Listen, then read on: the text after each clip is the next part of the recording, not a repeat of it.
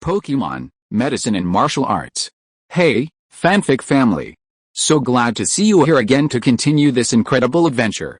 As always, kindly remember, this story is 100% fiction, so don't go looking for dimensional portals in your closet. All rights to this fantastic novel belong to the original author. We're just your humble narrators of epic tales. Are you enjoying the fanfic? Show it by subscribing to our YouTube channel and dropping us a like. And if you're impatient for more exclusive content, our Patreon is your happy place. Chapter 551 Dragon King Scorpion. Chop, Commander Chop's cry echoed. Following closely behind was the scissors Gillidan, which he had recently used once again. However, this time, the scissors Gillidan was even more powerful than before. Just from the way it quietly charged up its momentum, it was clear that its power had increased significantly. After all, how could a skill with a charge be weak? Furthermore, Scissors Gillidan wasn't a charge-based skill to begin with, it only grew stronger after charging. However, seemingly due to time constraints, the Scissors Gillidan's charge didn't last long. When Ben Rosen felt it was almost ready, without even needing to assess it himself, he gave the order himself. Chop Commander, charge. Break through the enemy's restraints and tear apart everything before you. Ben Rosen seemed to be immersed in the situation, completely merging with Commander Chop, his emotions surging with excitement. Then, a cross-shaped flash of white light suddenly flashed through the seemingly tight and wide tornado. At that moment, the tornado, which had been spinning rapidly, seemed to freeze. As the cross-shaped light flashed by, a figure suddenly emerged from the tornado's encirclement. HMPH. It seems your tornado isn't so good, is it? Ben Rosen smirked. This time, the referee quickly translated Ben Rosen's words. Yu smiled, leaving Ben Rosen completely bewildered. Really? Then perhaps you can look forward to it. Gyarados launches the destruction ray. What? Ben Rosen finally realized and looked in the direction Yu had pointed. He saw that Gyarados, which had been constantly supporting the tornado, suddenly had an orange-yellow energy condensing in its mouth. This was clearly the prelude to the destruction ray.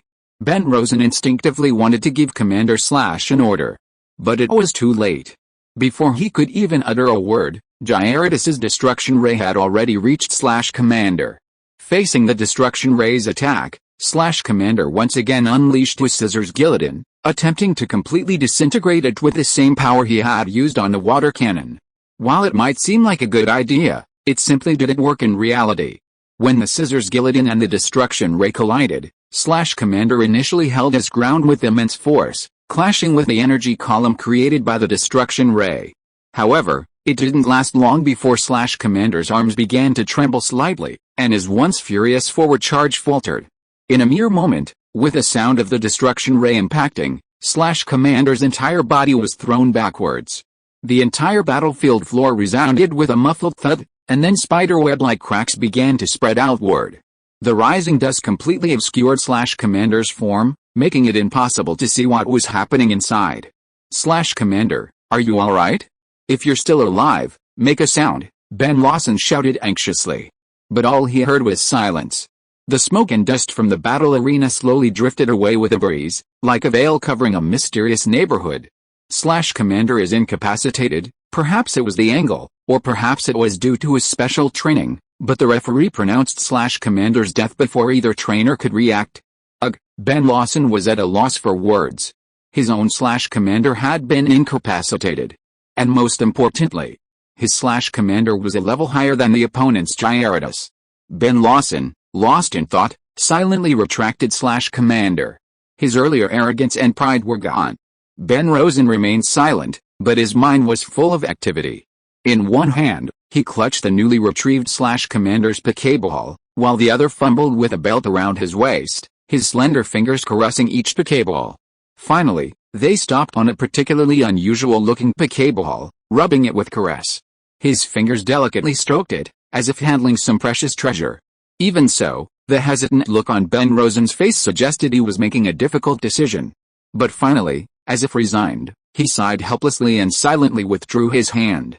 He then placed it on another ordinary red and white Pokeball. As if choosing which Pokemon to send out next, his hand paused for a moment, then he threw it without hesitation. Yu, you're an exciting opponent.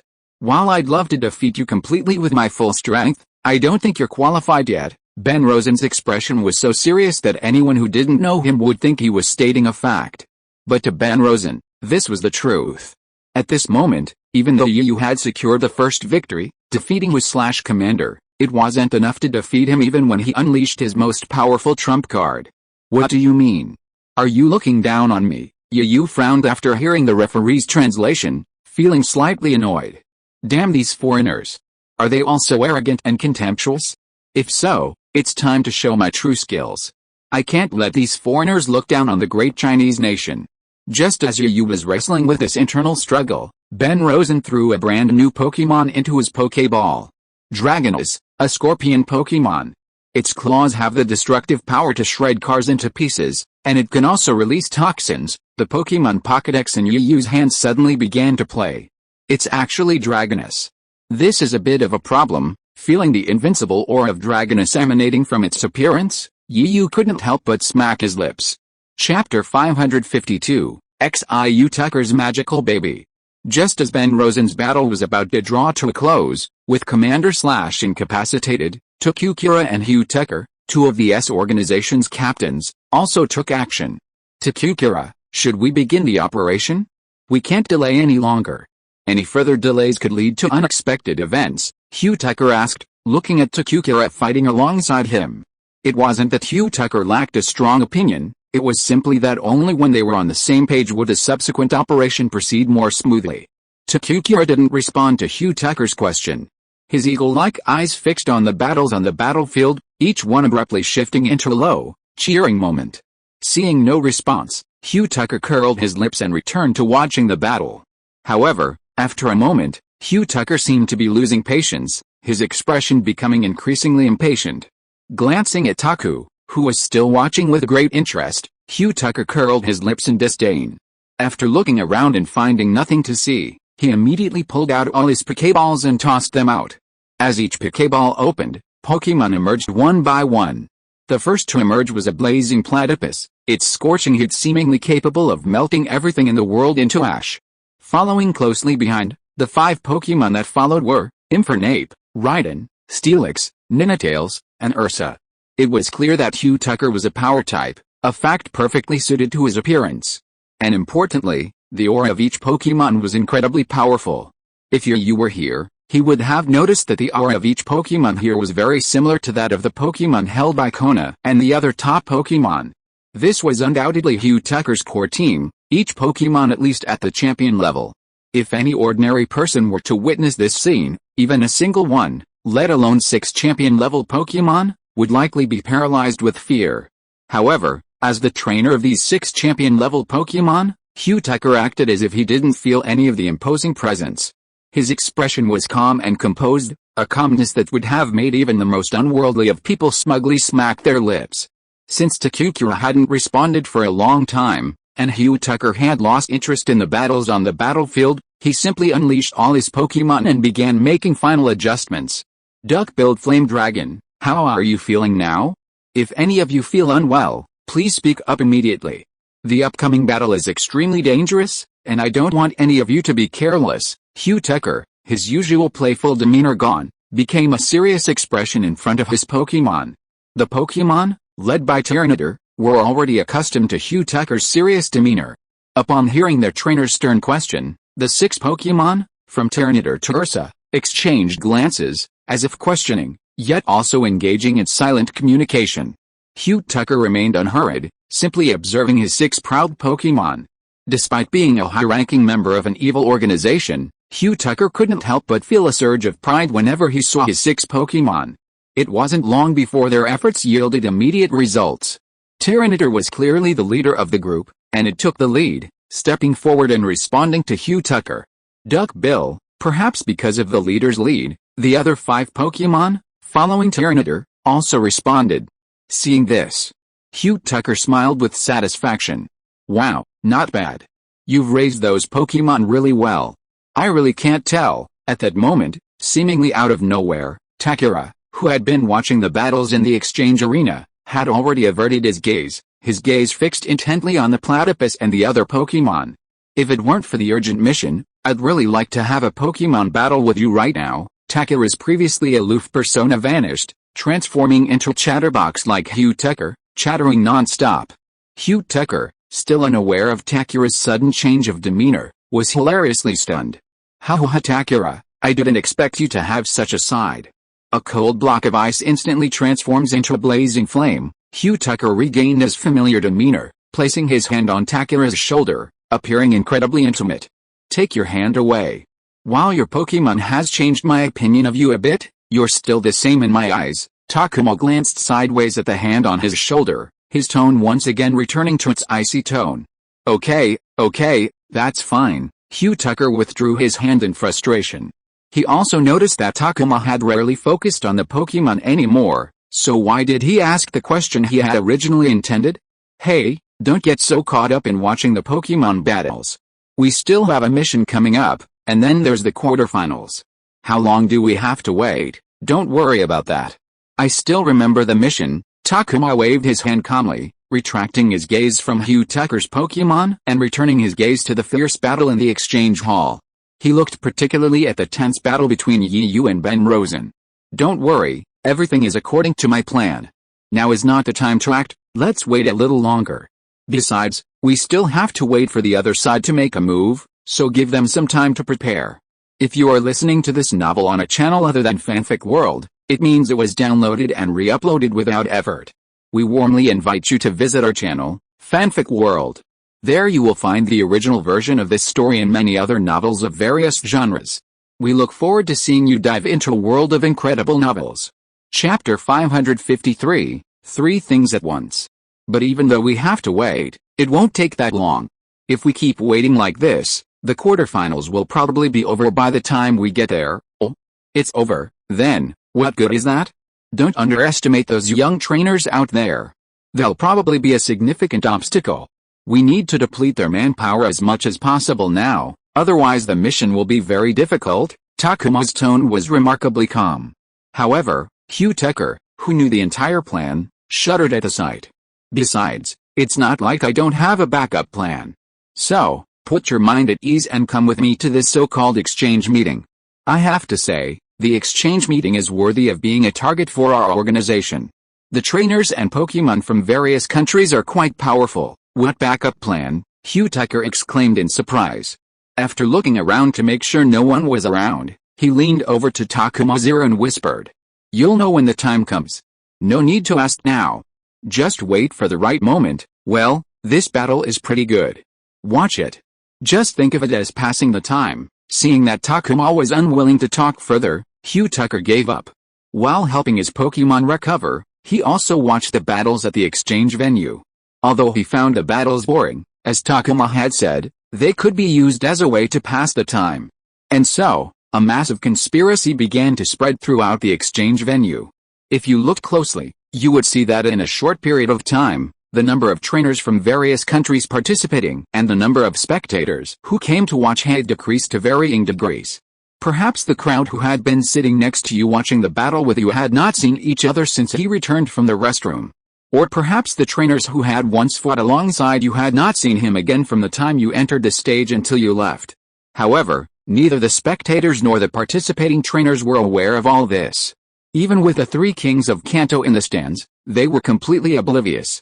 Perhaps the absence of people around them had made them feel a bit accustomed, but it was only a moment of curiosity, and they didn't dwell on it. After all, wasn't it exciting to watch those intense battles?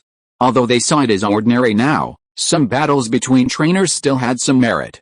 Meanwhile, Yu and Ben Lawson's match continued. Facing the powerful Dragonite from the start, Yu didn't allow Gyarados to continue his aggressive display, but instead recalled it and sent out Pikachu. Although Gyarados showed some reluctance at the moment of being recalled, the moment Dragonite emerged first, he sensed that this was the opponent he had been looking for.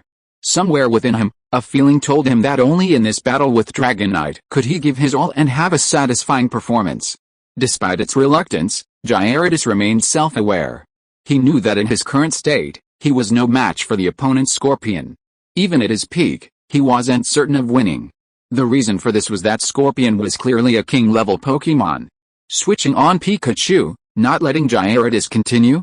That's not a wise choice, Ben Rosen said after seeing Pikachu. There was even a hint of disdain in his tone. Haha, whether it's a wise decision or not, we'll only know after we try it. Yiyu's expression remained calm, his confidence in his Pikachu absolute. Then let's wait and see. Scorpion uses Missile Needle, Pikachu uses Shadow Clone, followed by Lightning Flash. Shadow Clone split apart, quickly covering the entire target area. But then, a barrage of Missile Needles followed, like a volley of arrows. Parts of each needle fell one after another, and with each one, Pikachu's Shadow Clones instantly dissipated. Fortunately, despite the sheer number of Missile Needles, the number of Shadow Clones was also greater, so Pikachu's true form remained unaffected. Still lurking, it was about to approach the Dragon King for a melee. But not even Ben Rosen, let alone the Dragon King, would give Pikachu such a chance. Dragon King, charge. Use Cross Scissors, Crunch, and Iron Tail. Ben Rosen ordered the Dragon King to use all three abilities in one breath. What? Upon hearing Ben Rosen's order, Yiyu exclaimed in shock, a look of disbelief on his face. His expression of disbelief perfectly reflected Yiyu's true feelings. You have to understand that while this is just one command, it actually represents three separate commands. Using all three of these commands is incredibly difficult. For example, a Pokemon needs to devote almost all of its attention to a skill. Using two commands simultaneously requires multitasking. This unique skill, let alone a Pokemon, is practically impossible for even humans to master. Take Yiyu's Pokemon, for example. While not every Pokemon can master this unique skill, at least one or two have managed it. However, that's just multitasking. Tritasking is incredibly difficult. If multitasking is difficult, then multitasking, even three different skills, is even more difficult. Yet, Ben Rosen gave this seemingly difficult command without a trace of falsehood. Yiyu had to believe that the opponent could really use three skills to attack Pikachu at the same time. Therefore, for the sake of safety, Yiyu had to change the order he had given before. Pikachu, use high-speed movement, then Shadow Clone. Chapter 554, Pikachu at a disadvantage. Looking down from above, the entire battlefield centered around the Dragonite, with Pikachu sprinting around it at breakneck speed. Perhaps due to Pikachu's speed, or perhaps due to the sheer number of its Shadow Clones, the Dragonite failed to strike Pikachu's true form.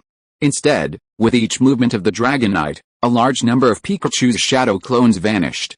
Despite its numerous clones, Pikachu couldn't withstand the Dragonite's three waves of continuous attacks. Pikachu's Shadow Clones quickly dwindled, and Pikachu's growth was practically exposed to the Dragonite's vision. This isn't a solution.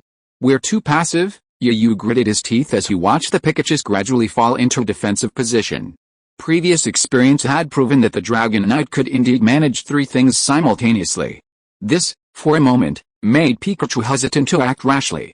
Although it launched several attacks, its multitasking made the Dragonite's defense nearly impenetrable, preventing Pikachu from finding any opportune moments. Haha, how is it going? Little mouse, is he losing his temper? Then it's time for us to strike back. Dragonite uses Missile Needle. Ben Lawson, taking in the entire situation, couldn't conceal his smile. However, as Ben Lawson had said, Pikachu's stamina might be significantly greater than that of ordinary Pokemon, but it had its limits. From the beginning until now, Pikachu had been running at full speed without stopping. With this relentless attack, Pikachu's speed was visibly slowing. At this moment, Dragonite's Missile Needle had already been unleashed, showering the battlefield with arrows like a volley of arrows, raining down like a hail of arrows. Pikachu's remaining Shadow Clones on the battlefield vanished instantly before this wave of Missile Needles. Not only was Pikachu's true form exposed, but the missiles were launched with such swiftness that they sent Pikachu careening sideways. Tisk. A little mouse is just a little mouse. Sooner or later, he'll be caught, Ben Rosen sneered, his words dripping with sarcasm. Dragonus, finish it off. Use Ice Fang, you'll regret it, Pikachu. Use 100,000 volts, Pikachu, still flying sideways, unleashed a 100,000 volt blast upon hearing its trainer's command. As expected, Dragonus, charging at Pikachu with Ice Fang, was caught off guard and struck hard. However, Dragonus's defense was formidable. The 100,000 volt blast felt like a tickle to it, leaving it with no reaction at all. If you looked closely, you could even see a hint of enjoyment on its ferocious face. Completely unaffected, the Dragon King, bathed in the furious lightning produced by the 100,000 volt surge, inched its way towards Pikachu, which had crashed backwards to the ground. What the hell is going on? Yu felt his mind nearly explode. What on earth was going on? While there was a level difference between Pikachu and the Dragon King, it wasn't significant, just the difference between a Celestial King and a Quasi-Celestial King. This small gap could be bridged as long as the difference in strength wasn't too great. Gyarados and Commander were prime examples. Yet, this seemingly insignificant gap in distance rendered Pikachu completely harmless. Pikachu, hurry up, distance yourself, and use Electro Ball. However, in this tense moment, Yu didn't have time for overthinking. Since Pikachu's 100,000 volt surge had done minimal damage to the Dragon King, Electro Ball was all he could do to disrupt it. Pikachu hurled a barrage of lightning balls, each one aimed squarely at the Dragonite. Perhaps to demonstrate its strength, the Dragonite didn't resist the onslaught of balls without striking back, but instead used its cross scissors to block it. Each ball seemed like paper before the cross scissors. With a few flashes of white light, the once powerful balls shattered into pieces in an instant. However, the interference had also widened the dangerous distance between Pikachu and the Dragonite. No. This situation is too passive. If this continues, Pikachu will definitely be defeated. This Dragonite clearly has a power-based attack. Pikachu, who is purely speed-based, will have little effect on it, Yu muttered to himself, analyzing the current situation. Damn it. It would be great if Gyarados was still in its prime right now. At least Changmian wouldn't be so passive right now. It's a pity, because of the battle with Commander just now. Gyarados really consumed too much energy. From just now until now, Gyarados hasn't had much time to rest and recover its strength. Otherwise, Yu really wanted to witness the battle between two Pokemon of the same power level, the thrill of punching each other. But just thinking about it made Yu's blood boil. In that case, then it's settled. Pikachu, don't engage in a war of attrition with the opponent. Try to delay as much time as possible to let Gyarados recover some of its strength. Yu was not afraid of his purpose being exposed, and shouted directly in the direction of Pikachu. Ouch!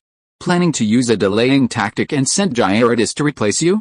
That's a very good tactic indeed, but can this little mouse alone hold out for that long? Or maybe you should just take your mouse back now and send out other Pokemon. Otherwise, you'll just be embarrassed. Ben Rosen spoke without the slightest hesitation. Even though Yu couldn't understand the American language, he could still clearly sense the sarcasm in his words. Damn it. Don't look down on us. Pikachu, let him see our true strength. Chapter 555, Ben Rosen's Madness. Come on, come on, come on. Ben Rosen's wild laughter was resounding throughout the battle center at the exchange meeting. It drew the attention of several trainers in the nearby battle arena, each one looking back with curiosity, making Yu feel a little uneasy. This lunatic is absolutely mad. Why didn't I realize it before? It's just a Pokemon battle, and yet it's so crazy. Honestly, Yu was actually a little frightened by Ben Rosen's insane aura. After all, there's a saying, the arrogant are afraid of the stupid, and the stupid are afraid of the desperate. Yu considered himself to be quite arrogant, but now compared to Ben Rosen, he was nothing. Dragon King Scorpion, give up all your defenses.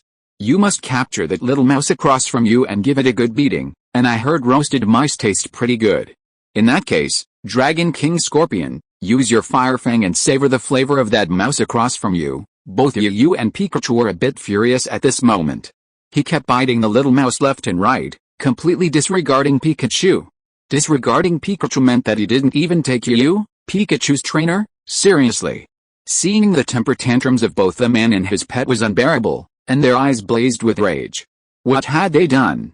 Ben Lawson was like a bullet in the mouth at that moment. Pikachu, in particular, was still a bit confused. What had he done? And was he the one who decided his own birth? And what was wrong with the little mouse? He was the cutest electric mouse in the world, the adorable Pikachu. He didn't remember provoking him before, did he? Ever since hatching, I've probably been a devoted trainer, inseparable. Could it be that this guy suffered at the hands of a rat Pokemon, and now, seeing rat Pokemon are upset, I've become the unfortunate victim? But it couldn't be that serious. His expression has completely changed since then. How deep is the hatred and resentment? Actually, Pikachu wasn't wrong. When Ben Lawson first became a trainer and was traveling, still a novice, he was resting and eating in the wild. One day, while taking a break in the wild, A Rattata stole Ben Lawson's food. But it's stolen, so to speak. When something is stolen, no matter who it is, the subconscious desires to get it back. And so, after discovering the culprit, Ben Lawson chased a Rattata relentlessly. When he finally came to his senses, Ben Lawson, still a novice trainer, was already surrounded by a swarm of rat Pokémon. There were Rattata, Pichu, Pikachu, Raichu, all sorts of rat Pokémon. Ben Lawson, still a novice trainer at the time and far from the composure he has become today, was completely panicked upon seeing this scene. He even sent out his own starter Pokémon, Raijin. Perhaps due to his inherent arrogance, Ben Lawson's fate was predictable when facing a swarm of rat Pokémon. Not to mention that his Raijin was only a common level Pokémon at the time. Even an elite level Pokémon would have been beaten to pulp by a swarm of rat Pokémon. Furthermore, the Hornworm's base stats weren't high. Before evolving into its final form, Beedrill, Caterpillar and Hornworm were arguably the weakest Pokémon, even weaker than a Rattata and perhaps only slightly stronger than a Magikarp.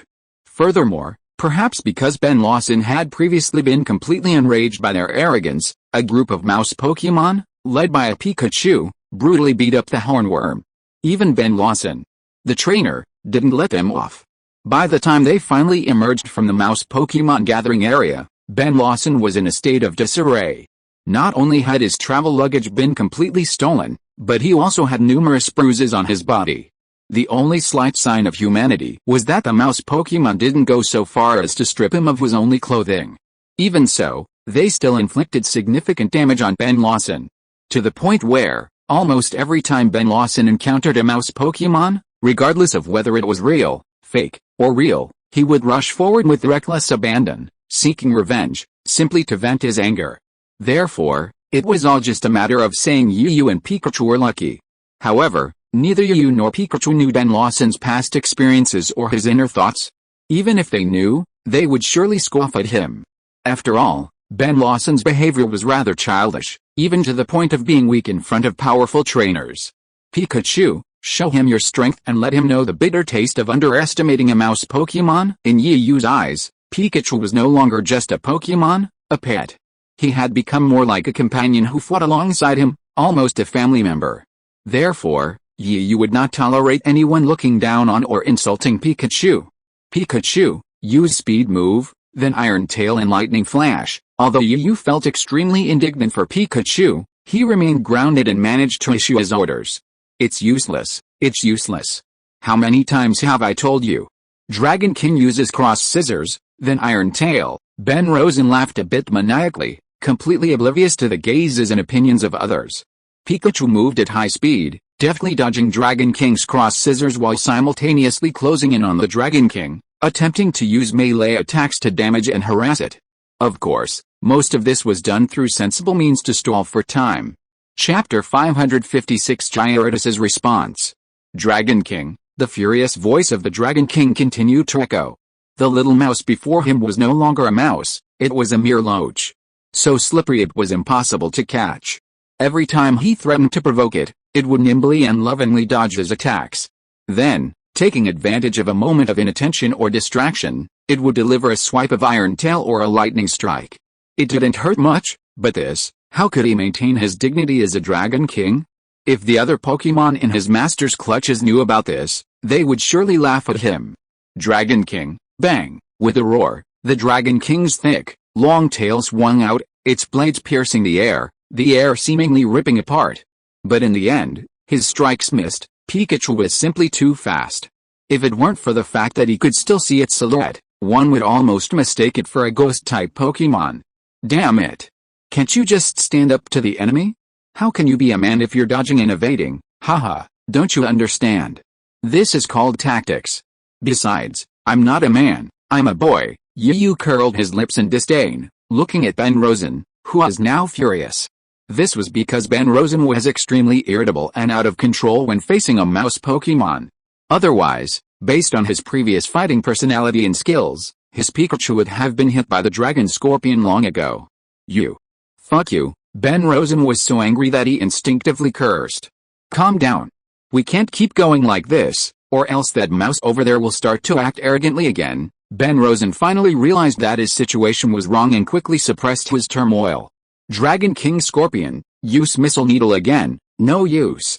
Pikachu uses high-speed move again, seeing his opponent repeating his old trick and hitting the Missile Needle. Pikachu didn't hesitate to use his skills, once again using high-speed move to nimbly dodge the Missile Needle attack. But as the saying goes, if you walk by the river often, you will get your feet wet. This time, Pikachu was actually hit. Perhaps having learned from the previous lesson, the Missile Needle attacks were even more intense, raining down one missile after another.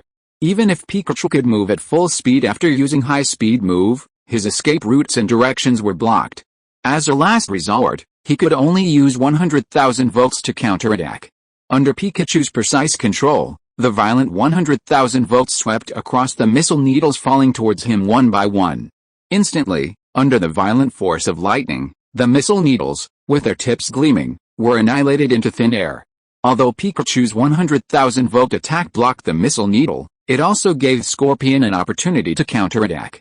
As if fearing further trouble, Scorpion didn't pursue melee combat this time, instead launching a ranged attack towards Pikachu.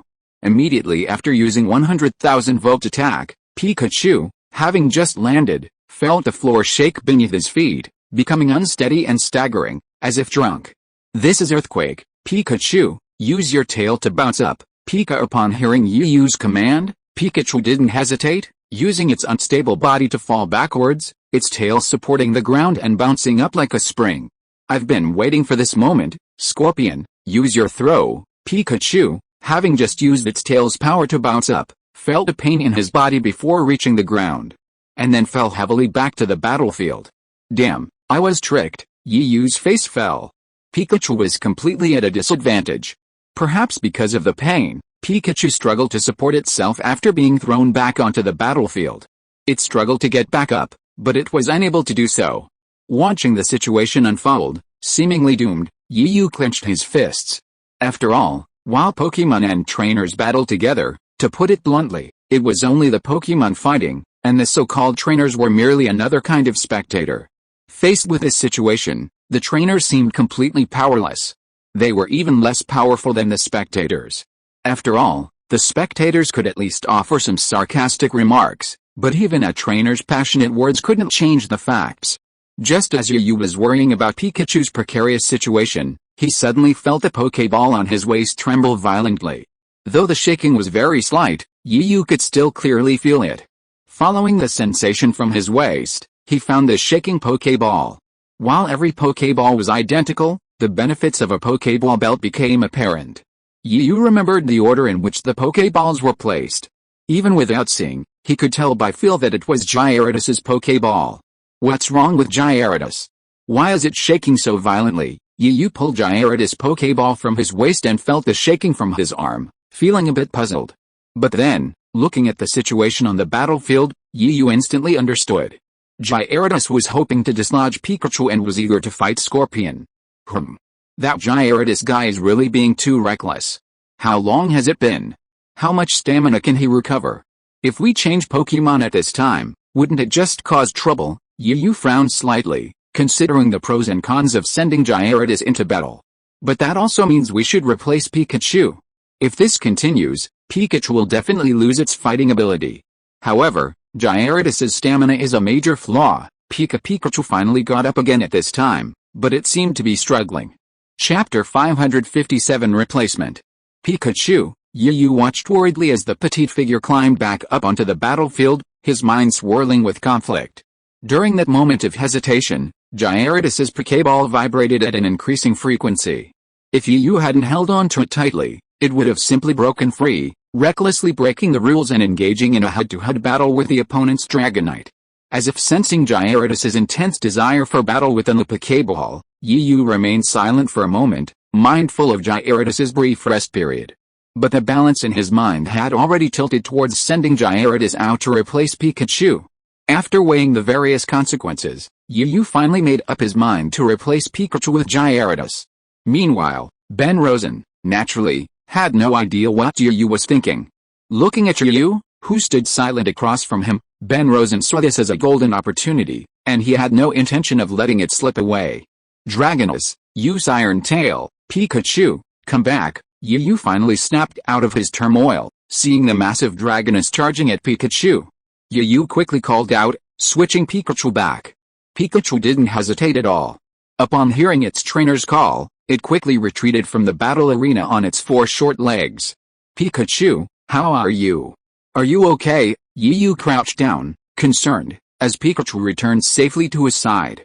Pikachu shook itself vigorously, shaking off the dust clinging to its already somewhat disheveled form, and then called out to Yu a few times.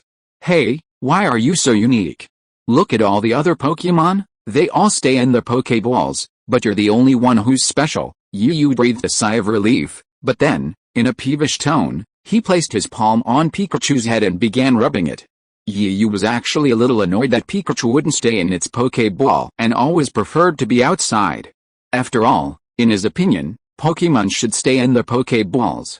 Even in Yu's eyes, Pokemon were his friends, comrades, relatives, and family. While returning a Pokemon to its Pokeball completely restricted its freedom, it did ensure its safety. For example, if faced with danger, simply return the Pokemon to its Pokeball and everything would be fine. For another example, in this battle, if a trainer wanted to change Pokemon, they could simply take out their Pokeball and do it, which was incredibly convenient. Don't underestimate the subtlety of swapping Pokemon. Yu once witnessed a Pokemon battle on television. An opposing trainer was incredibly cunning. Whenever his Pokemon was about to be defeated or fatally damaged, he would quickly pull out his Pokeball, retract his own Pokemon, and send out the next one to battle. This cycle repeated itself repeatedly, and even if the opponent was stronger, they were still brutally worn down by him. This was simply a loophole in the Pokemon League battle rules, which the Pokemon League quickly adjusted. You can forcibly swap Pokemon during a Pokemon battle when your Pokemon is at a disadvantage, but there's a limit on how many times you can do so. And the swap Pokemon must be different. Despite the restrictions, those few swap opportunities have become a secret weapon for some trainers to keep their Pokemon secret during battles. For example, if Pikachu refuses to stay in the Pokeball, and his trainer respects and agrees, this can happen. Yu could only be thankful that this Pokemon was Pikachu. It was incredibly fast, whether attacking or escaping. After all, if a Pokemon like Pikachu were to appear, many trainers wouldn't have time to switch Pokemon, and by the time they were switching, their Pokemon would have been knocked out of action by the opponent. Pikachu relished its trainer's touch, and after hearing its trainer's irritated words, it took its nickname, Pikachu, to the extreme, mastering all manner of cuteness and coquettishness, leaving Yu completely helpless. After confirming that Pikachu was alright, Yu felt a moment's relief. As he stood back up, he tossed the tightly held Pokeball directly into the center of the battlefield. Gyarados, I'll leave you to it once more. Gyarados, as if to intimidate the opponent, Gyarados roared fiercely the moment it appeared. Haha, that's more like a proper conversation. Just now, you actually sent a little mouse to fight us. Are you looking down on us? Ben Rosen spoke more normally this time, though the thought of Pikachu tinged with a hint of sarcasm. You'll pay for your words. Gyarados, go ahead and give them a good beating. Use water cannon. Yu said so, but then, realizing his Gyarados might not have recovered fully and fearing it would be at a disadvantage in close combat, he paused and ordered a ranged attack. Ben Rosen, after calming down, was a stark contrast to his previous frantic appearance.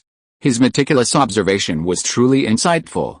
He immediately saw through Yu's subtle motives and showed no sign of letting him down. Just charge forward like that, use cross scissors, then Iron Tail. What? Yu instinctively exclaimed as Gyarados' water cannon was instantly blocked by Gyarados' cross scissors. Although Gyarados had consumed a lot of energy from the previous battle, the power of its water cannon wouldn't be much reduced. But what was going on now? Chapter 558 Iron Tail. Although Gyarados had expended considerable energy from the previous battle, the power of its water cannon wasn't significantly diminished. But what was going on now? Yu knew that this Scorpion had impressive defenses, otherwise, it wouldn't have been able to withstand Pikachu's 100,000 volt attack in their earlier clash. However, Yu considered Gyarados to be no less powerful than Pikachu, and in some ways, even more powerful than Pikachu's. Is that surprising? There's more to come. Ben Rosen grinned, revealing a mouthful of white teeth. Tisk, what's there to be proud of?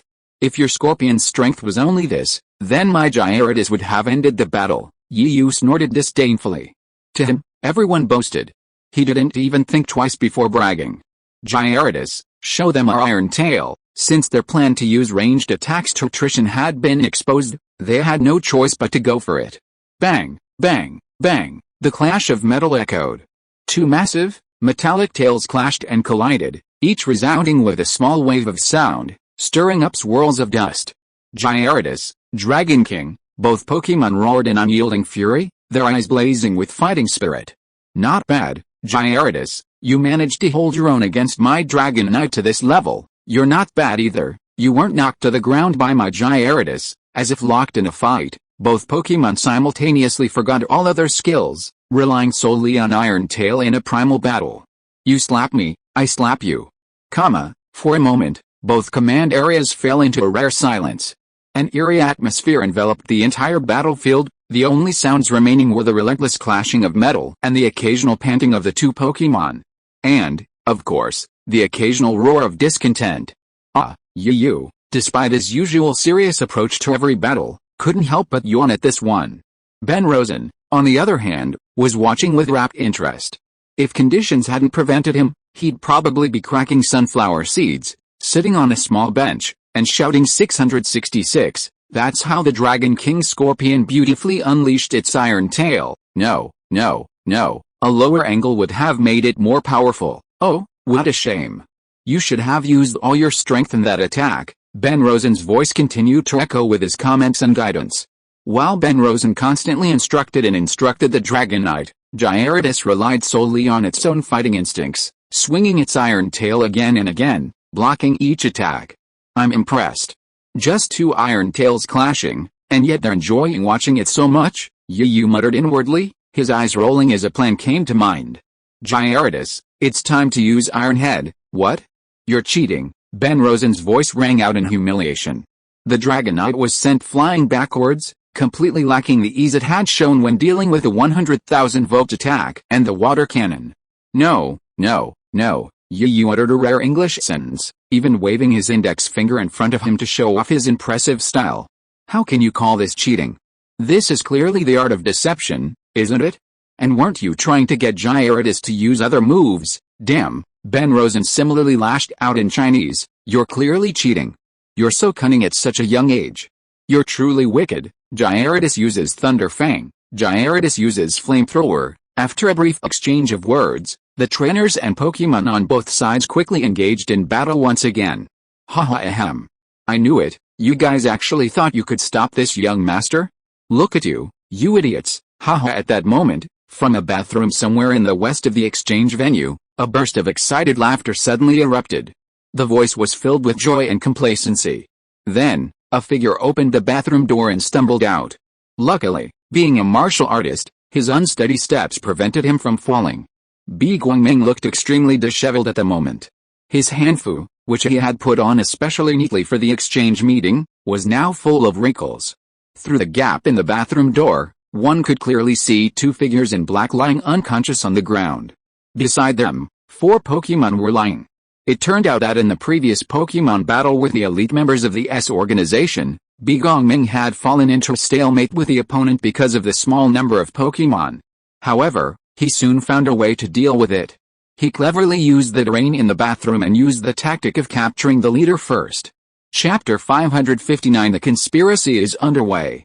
Because the stalemate persisted, and Bi Guangming was anxious to tip off the other party, he was forced to take advantage of the bathroom's terrain and implement the strategy of capturing the leader first. He didn't intend to engage in further struggle, and instead focused on having his 2 Pokémon pin down the other party's 4 character Pokémon. Using his first-level Grandmaster strength, Bi Guangming executed a few swift maneuvers, dodging the 4 Pokémon and the 2 management members' defenses. Before the 2 Elite S organization members could react, he knocked them unconscious. Without their trainer's guidance, the 4 Pokémon were like toothless tigers. Bi Guangming and his 2 Pokémon worked seamlessly together, quickly dispatching them.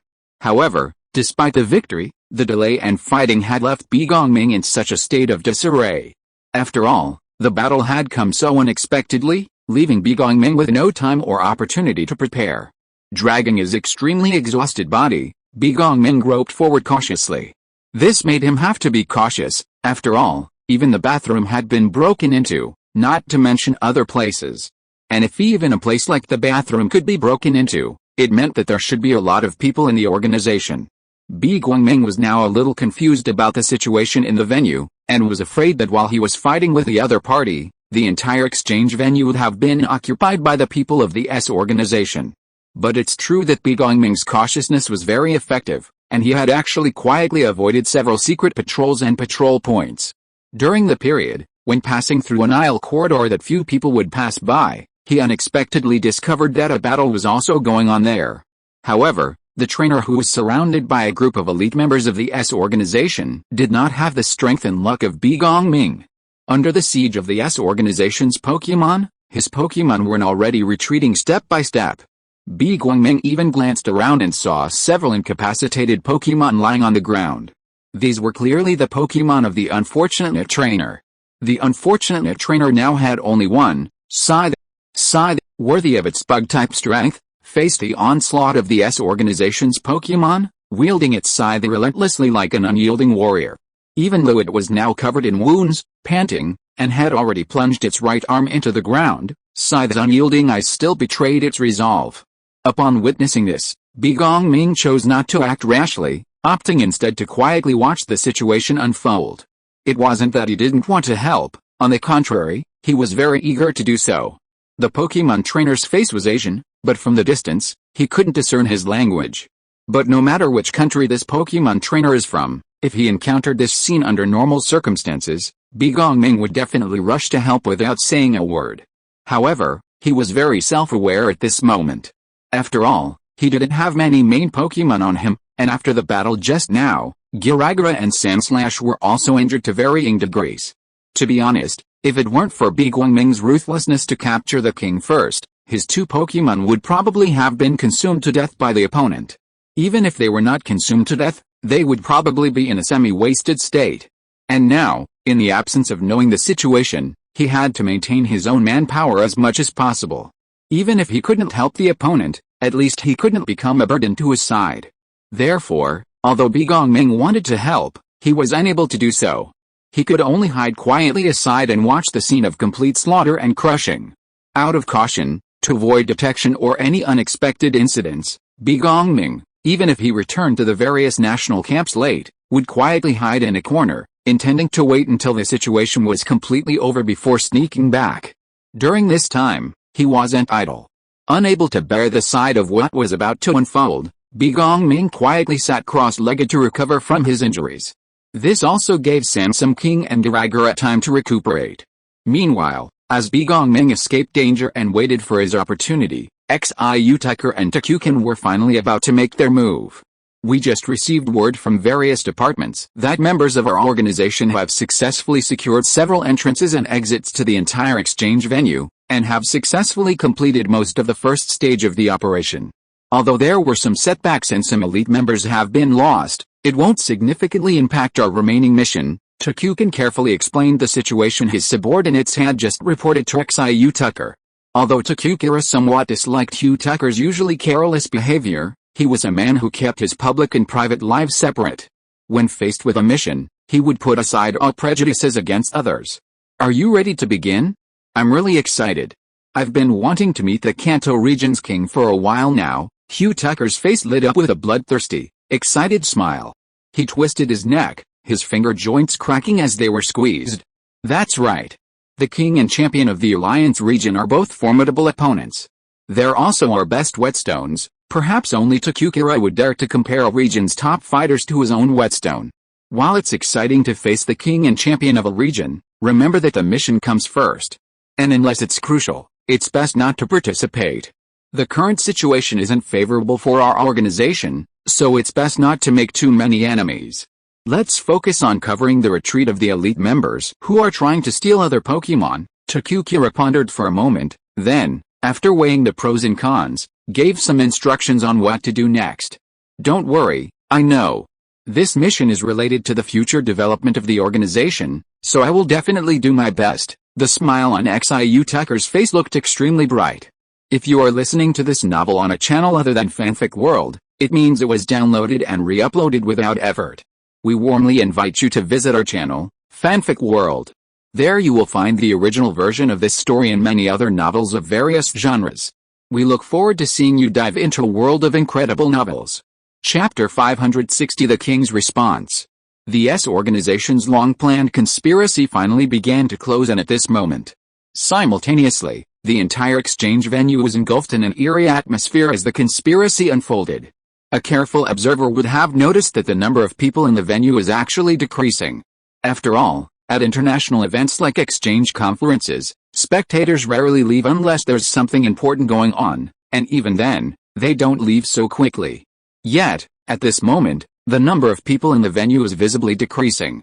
Some, having left to use the restroom or attend to other matters, never returned. What's going on? Why does the atmosphere in this forum suddenly feel oppressive and dreary? Do you feel that way? It's like the feeling before a storm, and have you noticed something strange? Those who left never came back. Don't scare me, this sounds a bit like a paranormal event. At this moment, it wasn't just the audience discussing this. Kona and the other three kings also sensed something was amiss. After all, they were Pokémon League investigators dispatched by the Pokémon League, having experienced countless missions and dangers, both large and small. They had long since developed a sense of impending danger, especially given the drastic change in the atmosphere at the forum. Kona, Shiba, and Du were discussing amongst themselves. As if they didn't want others to hear what they were saying, they even kept their voices down. However, no matter how hard they tried, Serena and the other two girls sitting next to them could still hear. Especially after hearing about some people who had left and never returned, the three women, already vulnerable to terror, instinctively let out a scream, the high-pitched sound quickly attracting the attention of those around them. However, Kona reacted quickly covering the three women's mouths and signaling them to be quiet. The two boys, Watari and Shiba, quickly stood up, bowed and apologized to the spectators who were casting strange glances. Thanks to Watari and Shiba's quick response, the surroundings stopped paying attention, except, of course, for the few pairs of eyes hidden in the darkness. However, the incident had come to an end. The three of them reacted and coordinated perfectly, as if they had rehearsed it 1,000 times, almost seeming natural. After receiving a signal from Kona and the other three, Serena and the others gradually calmed down, though they remained a little nervous. Air was fine, having seen countless situations, but Serena and Xiaoxu were not so much. Hush! Serena, don't be too scared, after all. This is just our speculation. Yeah, Kona's right. And even if it's just a guess, don't make it too public, or it'll cause panic. Du hurried to calm everyone down. Brother, what's going on? This is an exchange meeting. Shouldn't the security be strong? How could something unexpected happen? Mikuryu Shino didn't act overly frightened like a girl. Was he just shocked? He was even able to think clearly. No, quite the opposite.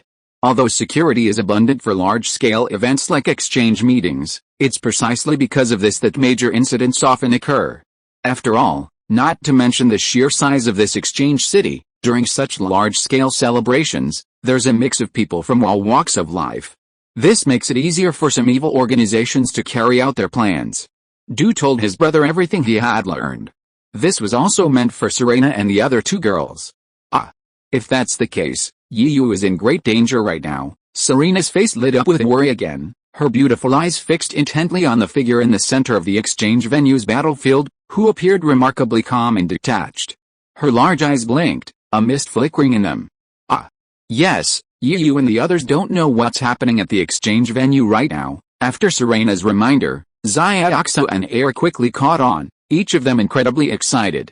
Air even made a move to go directly to the camp at the exchange venue to warn Yiyu. But before she could even stand, a pair of white hands pressed her shoulders down. Calm down, everyone, calm down now. You're being too impulsive. We've already said this is just our conjecture.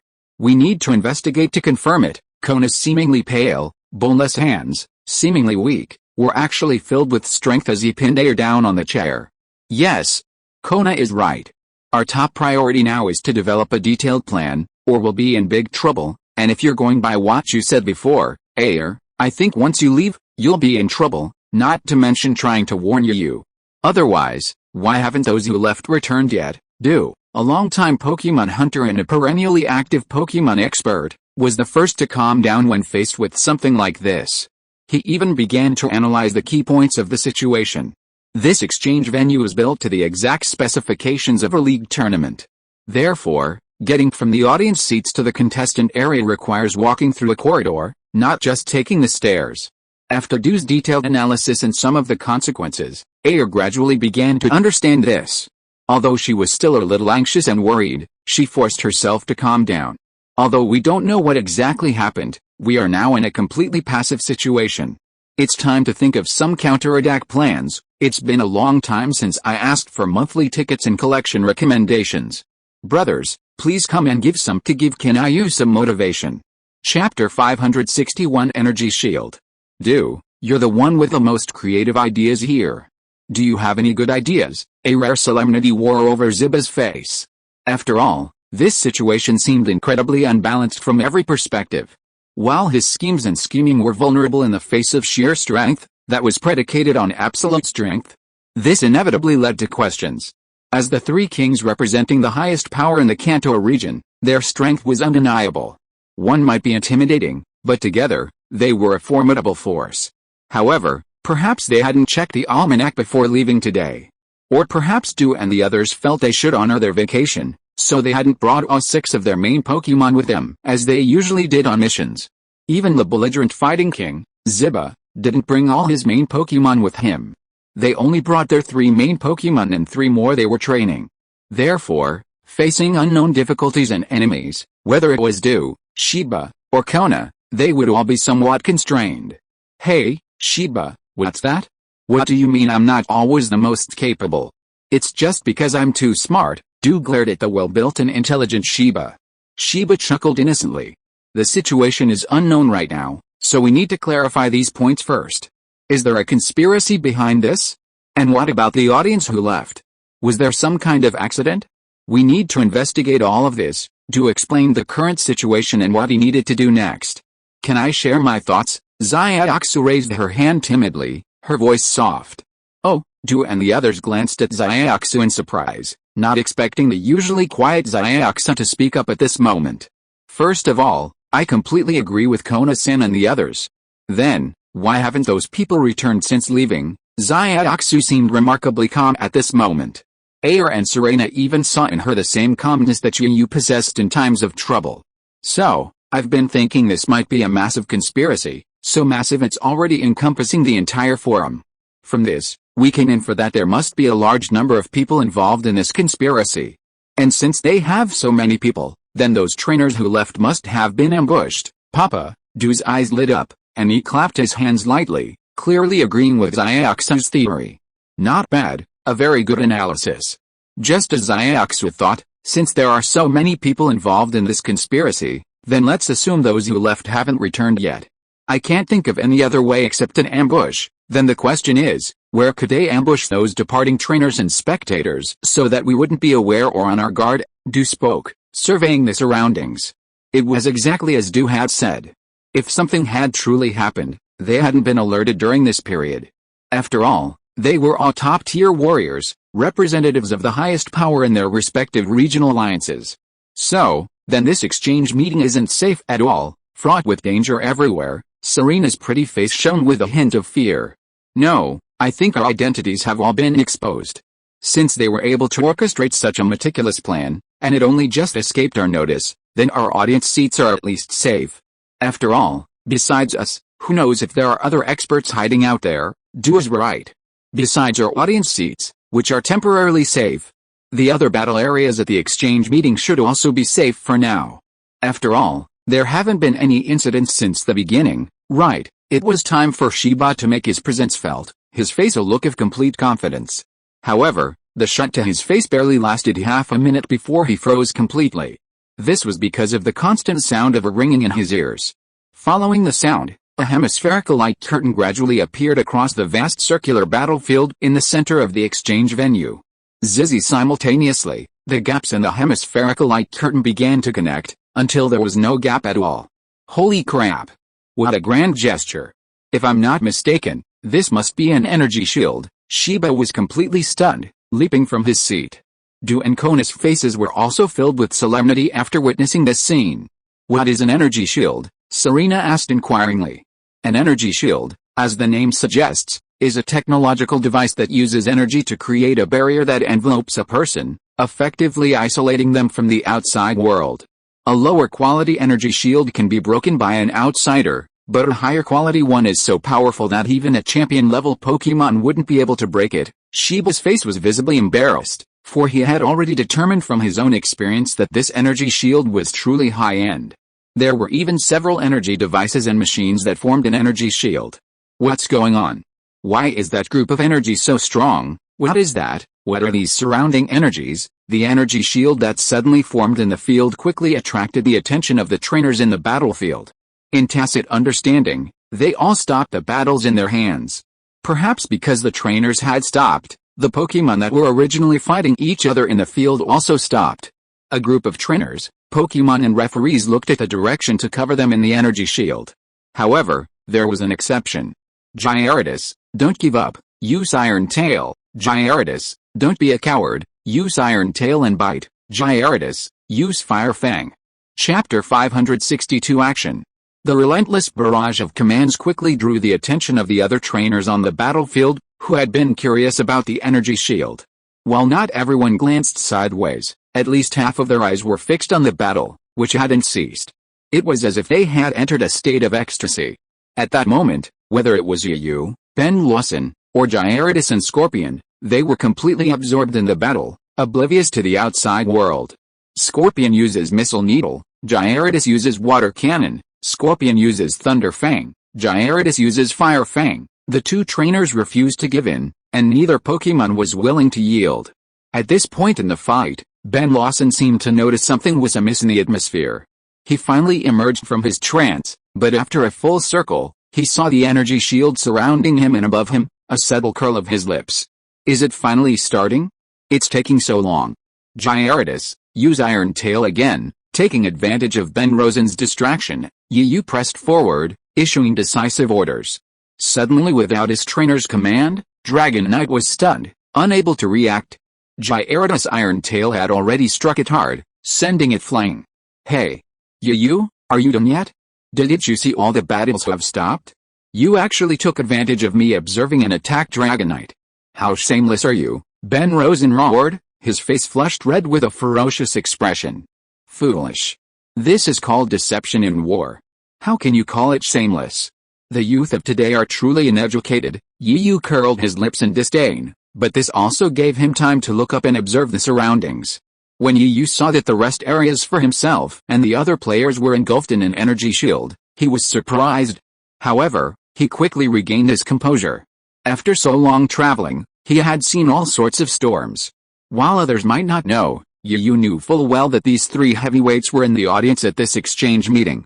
The three kings of the Kanto Pokémon League were not to be trifled with. Their combat power was unmatched. As someone who had fought them the most, and for the longest time, Yu knew their strength best. While Yu had previously engaged in back-and-forth battles with them, that was largely because he wasn't battling their main Pokémon. Most were newly captured. Furthermore, most of their battles with Yu were done to test his abilities, to see how he had grown during his travels. Although Yu's male peers usually communicated as if they were equals, in reality, whether it was Du, Ziba, Kona, or Granny Orange, they all treated Yu as a younger brother or even a junior. Therefore, even in seemingly serious battles, there was a slight degree of leniency. However, most of the decisions depended on Yu's demonstrated strength. Ben Rosen had no idea what Yu was thinking at the moment. He simply felt his mind completely shattered. Fuck. Dragon King Scorpion, go. Use the triple attack of Iron Tail, Cross Scissors, and Thunder Fang. Perhaps because the sudden change in the arena had stunned the referee, after Ben Rosen finished speaking, he didn't translate again. However, while Yu didn't understand the rest of the sentence, he did understand the first two words. Gyarados uses Iron Tail, followed by Destruction Beam. Come on, let's hurt each other. Who's afraid of who? Yu shouted, completely ignoring the strange atmosphere at the moment. Alice, that cry instantly captured the attention of everyone in the stands, both inside and outside. What the hell is Yu up to? Even in this state, He still has the heart to fight. Yulong Zinai, upon witnessing this, couldn't help but feel anxious.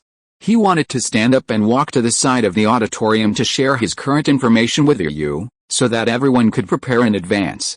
However, before he could make a move, he felt the distance transmitted by the hands on his shoulders paralyzed him. Don't be impulsive. I believe Yu is a very calm person. This must have a purpose. Besides, once this energy shield is activated, it will truly isolate the inside from the outside. All sounds inside will come out, and sounds outside will not be able to enter. Du said this, but the frown on her face showed that her current situation was extremely difficult. Du, this is bad. I just tried to contact the Kalos Pokemon League for support, but the signal is blocked from all directions around the exchange venue. At this moment, Ziba appeared out of nowhere, his rough face etched with an extremely grim expression. Kona gasped. This is truly a massive undertaking. Before, I might have been a little skeptical, half believing. But now it's at least 80% certainty. And most importantly, if this continues, won't our news get out? We'll be completely isolated and helpless. Oh no, Ziba, you should remember the Pokemon Center at the exchange venue. Go there immediately. Make sure it's safe. Du seemed to have just remembered something, his expression changing dramatically. He looked at Ziba and gave him a serious warning. Ah. Got it. I'll go right away. I'll leave this place to you. Ziba realized the importance of the matter and agreed without hesitation. After leaving behind a few instructions, he rushed to the Pokemon Center set up at the exchange venue. Oh. I hope it's not too late. Chapter 563 Mission. Damn it. Why didn't I think of that before? Du's heart was now heavy with worry, his hands slamming down on the handles of his chair. I should have thought of this long ago. Once this cold brew is activated, we'll be isolated and helpless. In this situation, the most important thing is to ensure the safety of the Pokemon Center's treatment area, so as to maintain our combat effectiveness. And if the Pokemon Center is taken over by those criminals, then we'll be in trouble, Du spoke, speaking to himself, but also to the others. Sigh. I didn't expect that after years of catching eagles, I'd get pecked in the eye by an eagle. This was quite unexpected. It's because their actions really caught us off guard. Kona was also silent, her beautiful eyes fixed on the white-clad figure in the center of the exchange venue. Du has seen all the signs that this exchange venue is completely under a conspiracy. What should we do next? After a moment's silence, Kona looked at Du questioningly, hoping the dragon envoy of Kanto could offer some advice. Well, we can't remain passive any longer. We must at least regain some initiative. Du also looked at the energy shield enveloping the entire battle area within the exchange city, his eyes flickering, his thoughts unclear. First of all, we still don't know who is behind this. We don't know why they've enveloped every competitor from every country. But one thing is for sure, we must rescue all the participating Pokemon trainers. Du paused at this point, his gaze scanning the group around him, lingering longest on Yulong Zinai, Serena, and the other three. Nobuno, Serena, Koyuki, and Air, I have a favor to ask of you. I hope you'll agree to it, no matter what. What is it, brother? Nobuno Yu realized the gravity of the situation and, upon seeing his brother's gaze fixed on him, didn't hesitate. It's simple. I ask you to destroy the energy shield's energy devices. By destroying the energy shield's energy devices, all the Pokemon trainers trapped within can escape. From what I've observed, to create such a large energy shield, at least 9 or 10 energy devices are needed. We don't need to destroy all 10, though. Just 2 will open a gap, to explain the task you wanted them to perform. But, it can't be that simple, right? Otherwise, your expression wouldn't be so solemn. Nobuno Yu paused. As one of Du's longest-lived relatives, he knew his brother well.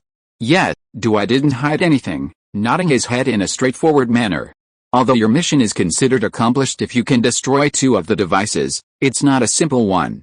It might even be life-threatening. Kona seemed to understand what Du was about to say next, but before he could even begin, he spoke for him. Based on our previous inferences, if that unknown evil organization had gone to such lengths to orchestrate this, they must have made every possible preparation. Perhaps they'd set up numerous traps on their way to destroy the 2 devices. Heavy security isn't out of the question. Most importantly, this exchange venue is incredibly large, and we don't know where they've installed the energy devices. At this point, Kona couldn't help but fall silent. After all, the mission was incredibly dangerous, even if it might not seem like much to a top-tier figure like them. Yulong Zinai and his 3 daughters also fell silent after hearing this. Just hearing about this mission sounded incredibly dangerous. Furthermore, among them, only Yulong Zinai was reasonably capable. The remaining 3 women, let alone completing the mission, would be lucky if they didn't become a burden. Apparently understanding the difficulties faced by his brother and the others, Du fell silent. For a moment, the place was remarkably quiet, but the spectators around him were still absorbed in this sudden change in the energy shield. The noisy and lively discussion created a stark contrast to the atmosphere on the outside. These people didn't even realize the situation they were facing. Their faces, besides a dark look of curiosity, held a hint of indifference. It was unclear how much time had passed, a second and an hour at the same time. Du finally raised his hand and placed it once again on the shoulder of his brother, who was a head shorter than him. I know what you're worried about. If you accept this mission, Kona and I will both strengthen your combat power. You can rest assured about that. Brother, are you serious? We'll strengthen our combat power. Minayuki Nobuna's sudden, delighted voice interrupted Wateri's words. It was no wonder Minayuki Nobuno was so excited and unrestrained. It was simply because Minayuki Nobuno had long coveted his brother's core Pokémon. He had long wanted to give them orders and engage them in a thrilling battle. However, those Pokémon only obeyed their trainers, and Minayuki Nobuno's fantasy was dashed.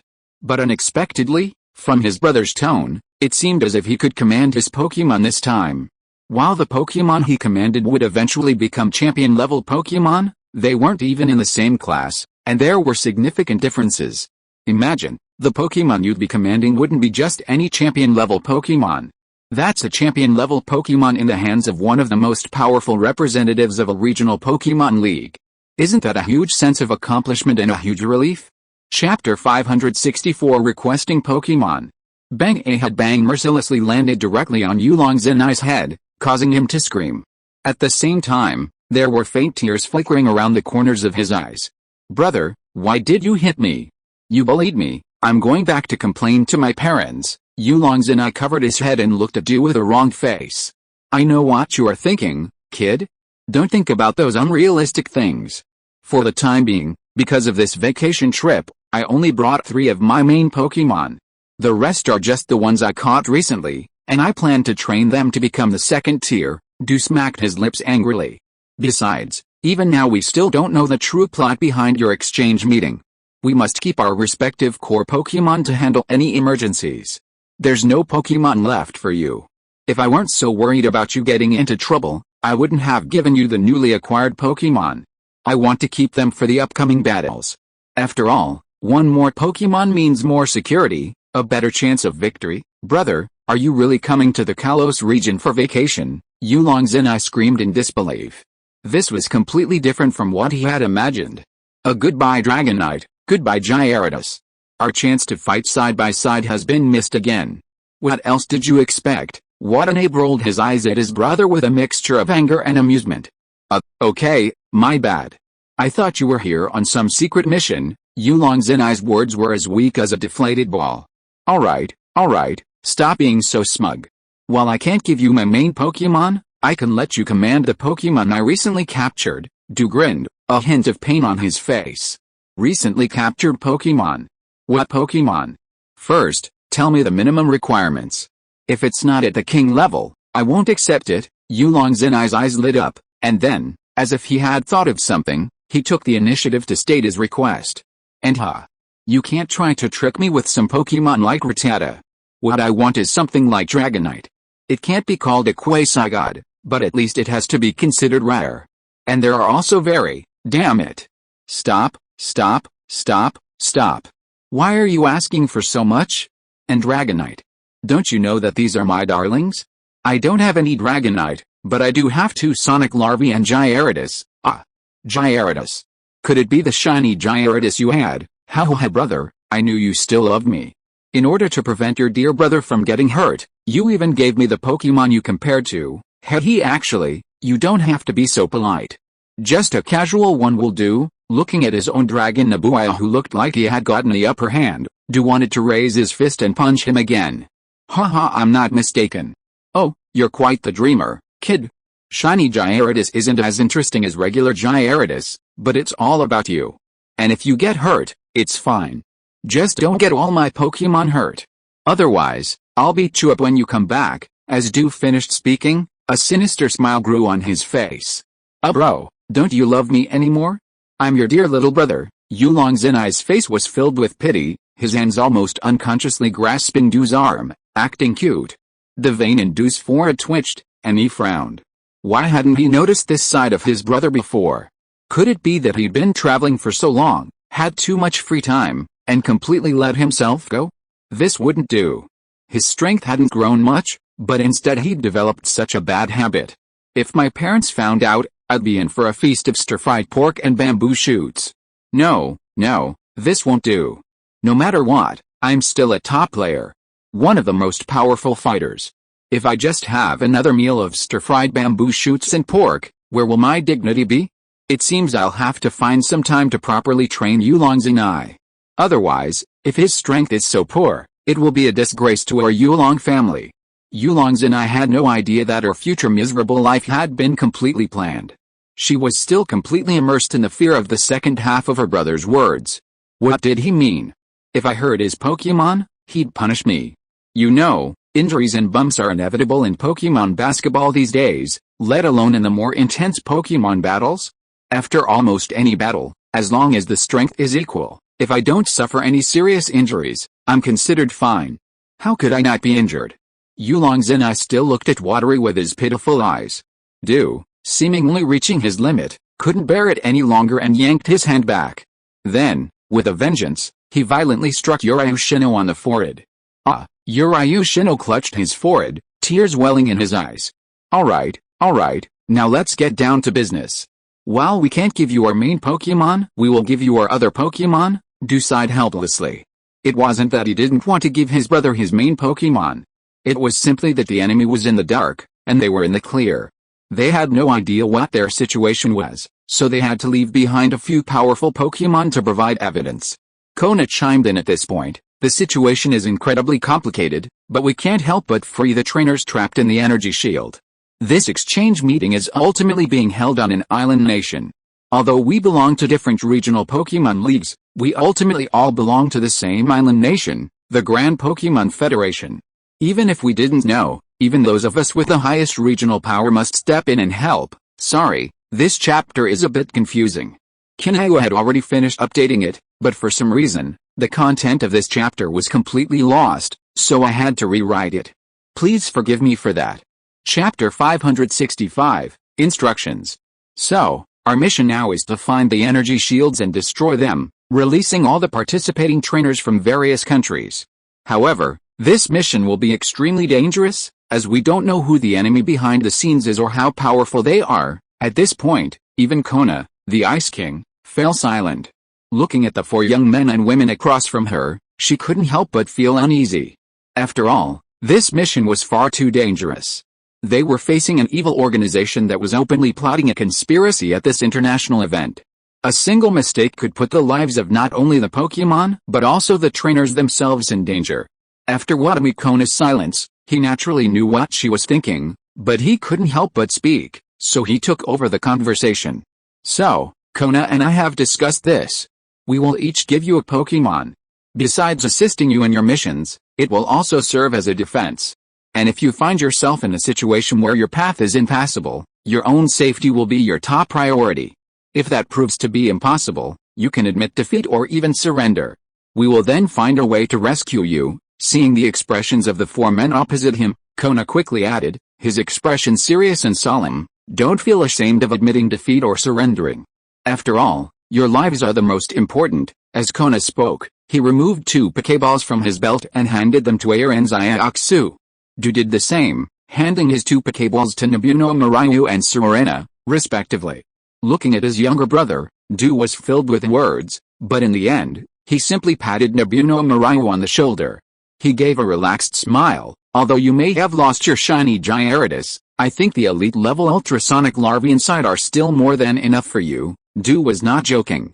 After all, after reaching their level and position, they would train many Pokemon with potential in addition to their existing core team. After all, as mentioned before, even the most powerful Pokemon will eventually die or encounter an accident.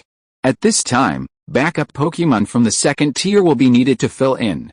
If it weren't for the lack of manpower, the need for other things they needed to dispatch, and the mysterious conspiracy behind this, and their concerns about Yulong Zinai and the others, Du and the others would have been reluctant to hand over the Pokémon. After all, although they didn't have all their core Pokémon with them, with their level of training, having one more elite level Pokémon meant a better chance of victory. Yulong Zinai had only been talking before. He truly had no hope that his brother would give him another shiny Gyarados to command. But when he heard that the Pokéball he held contained a king-level Sonic larva, Yulong Zinai couldn't help but feel excited. Yulong Zinai was extremely confident in himself. He believed that his Pokémon would one day reach king or even champion level. But when he held his brother's Sonic larva in his hands, he couldn't help but feel excited. It was like eating the same thing as a celebrity, but no matter what, you just felt that the celebrity's food tasted better than your own. After all, if you put aside the status between him and Du, the Pokémon he held was a king's Pokémon. The Pokémon of one of the most powerful representatives of the regional alliance, even if it wasn't the main force. But this was already quite satisfying for Nobuyuki Yulong. Even though he and Watery were brothers, commanding his Pokémon into battle was practically impossible. That's enough, that's enough. I'll make sure I complete the mission. Get you and the other participating trainers from various countries safely out, Nobuyuki Yulong chuckled, quickly stuffing the Pokéball in his pocket and pulling another from his waist to hand to his brother. After all, no matter which trainer, unless they applied for the limit, could only carry 6 Pokémon. Any extra Pokémon would be immediately teleported to the location where the trainer originally received their Pokémon. Brother, don't say I'm being mean. Hey, this Pokéball also contains a Pokémon that ranks in the top 6 on my team, Nobuyuki Yulong chuckled, a sly glint in his eyes. Watery was speechless, accepting the Pokéball from his brother with a mixture of anger and amusement. He didn't seem to mind it at all. Since it was a Pokémon ranked in the top 4, it must be the 6th ranked Pokémon. Although he'd already seen through Yulong Zinai's intentions, Du didn't intend to point it out. Alright, enough nonsense, let's get going. Oh, and remember, you must protect Air and the other 2 girls. After all, even if you're a man, if your you finds out you didn't, you'll be in for a hell of a ride. Du rubbed his smooth chin with his fingers. Though his face was serious, his smile was veiled in malice. Serena and Xiaoguang didn't say anything after hearing Du's instructions to Yulong Zinai. Air, on the other hand, seemed a little unconvinced that Du was looking down on them. He imitated Holly's usual fitness poses, revealing his smooth, unfazed arms. She even waved her fist on Wetchet. Although you are a king, don't underestimate us girls. We are also very strong. The time we traveled with you was not in vain. Chapter 566, The Situation in the Kanto region. Let's go. We were all saying we were about to fall in love. We can't just sit there and wait for death. Besides, that's not our style. After watching Yulong Zinai and his 3 daughters disappear into the passageway, Du withdrew his gaze. He tucked the Pokéball Yulong Zinai had given him into his waistband and smiled at Kona beside him. Let's go, let's go. Let's find out who's behind this, Kona said, standing up from his seat, feigning complete indifference to the energy device before him, as if he needed to go to the bathroom. Well, I'll leave the investigation to you. I'll monitor the venue here. If anything goes wrong, be sure to notify us. Du remained seated, motionless, but as we waited for Kona to pass by, he whispered this warning. They couldn't afford to be careless. If the other party dared to cause trouble at such a major exchange event, they must have intelligence. Furthermore, Du, Kona, and Shiba hadn't disguised themselves beforehand, they had simply appeared there. How long had they sat there, unconcealed, in the audience? Don't worry. I'm just checking in on the situation. Nothing bad will happen. Besides, wasn't our renowned Kanto Dragon King, the so-called Flying Dragon Messenger, Yulong Du, defeated by me? Du was completely stunned. Watching Kona's departing back, a faint smug smile on his face, he could only shake his head and smile bitterly from his seat. Meanwhile, after Du's warning, Shiba hurried towards the Pokémon Center's treatment area inside the exchange venue. Once again, relying on his formidable fighting talent and physical prowess, he dodged a wave of S-organization sentries. Shiba could already spot the Pokémon Center's sign from afar. Looking at the Pokémon Center, which seemed perfectly quiet at that moment, as if nothing had happened, Shiba's anxiety, which had weighed heavily on his mind all the way, finally eased a little. After all, in this isolated and hopeless situation, the Pokémon Center could offer so much help. It was like their logistical support, a kind of nurse in a team competition. As long as nothing went wrong at the Pokémon Center, everything was guaranteed. Pokémon wouldn't heal instantly from injuries, or even be able to use the bed endlessly. But at least it would alleviate their pain and speed up their recovery. And after this short journey, Shiba hadn't been completely unsuccessful. At least she finally knew who was behind the conspiracy centered around the exchange venue. What the hell is this S organization up to? Just a while ago, there was an anti-alliance riot, and now it's the S organization again. These two evil organizations are truly unstoppable. Seeing that the Pokémon Center's treatment area was still safe and sound, Shiba felt an inexplicable sense of relief, and his pace slowed considerably. He even had time to think about other things. Sigh. I really don't understand what these two organizations are so attracted to about our island nation. They're always causing trouble here, and yet there's no sign of the S organization or the anti-alliance in other countries. Shaking his head helplessly, Shiba suddenly felt exhausted by your tone. It was precisely because of the frequent S organization and anti-alliance operations that Kona, Watery, and Shiba had come to the Kalos region for a relaxing vacation. Those Team Rocket guys in Kanto are really nothing. After all, they're a local force, and even a powerful dragon can't defeat a local snake. Yet, when the S organization and the anti-alliance launched their operations, they didn't even get a chance to do anything. Shiba's face was filled with a scoundrel's displeasure, and he kept complaining as he walked.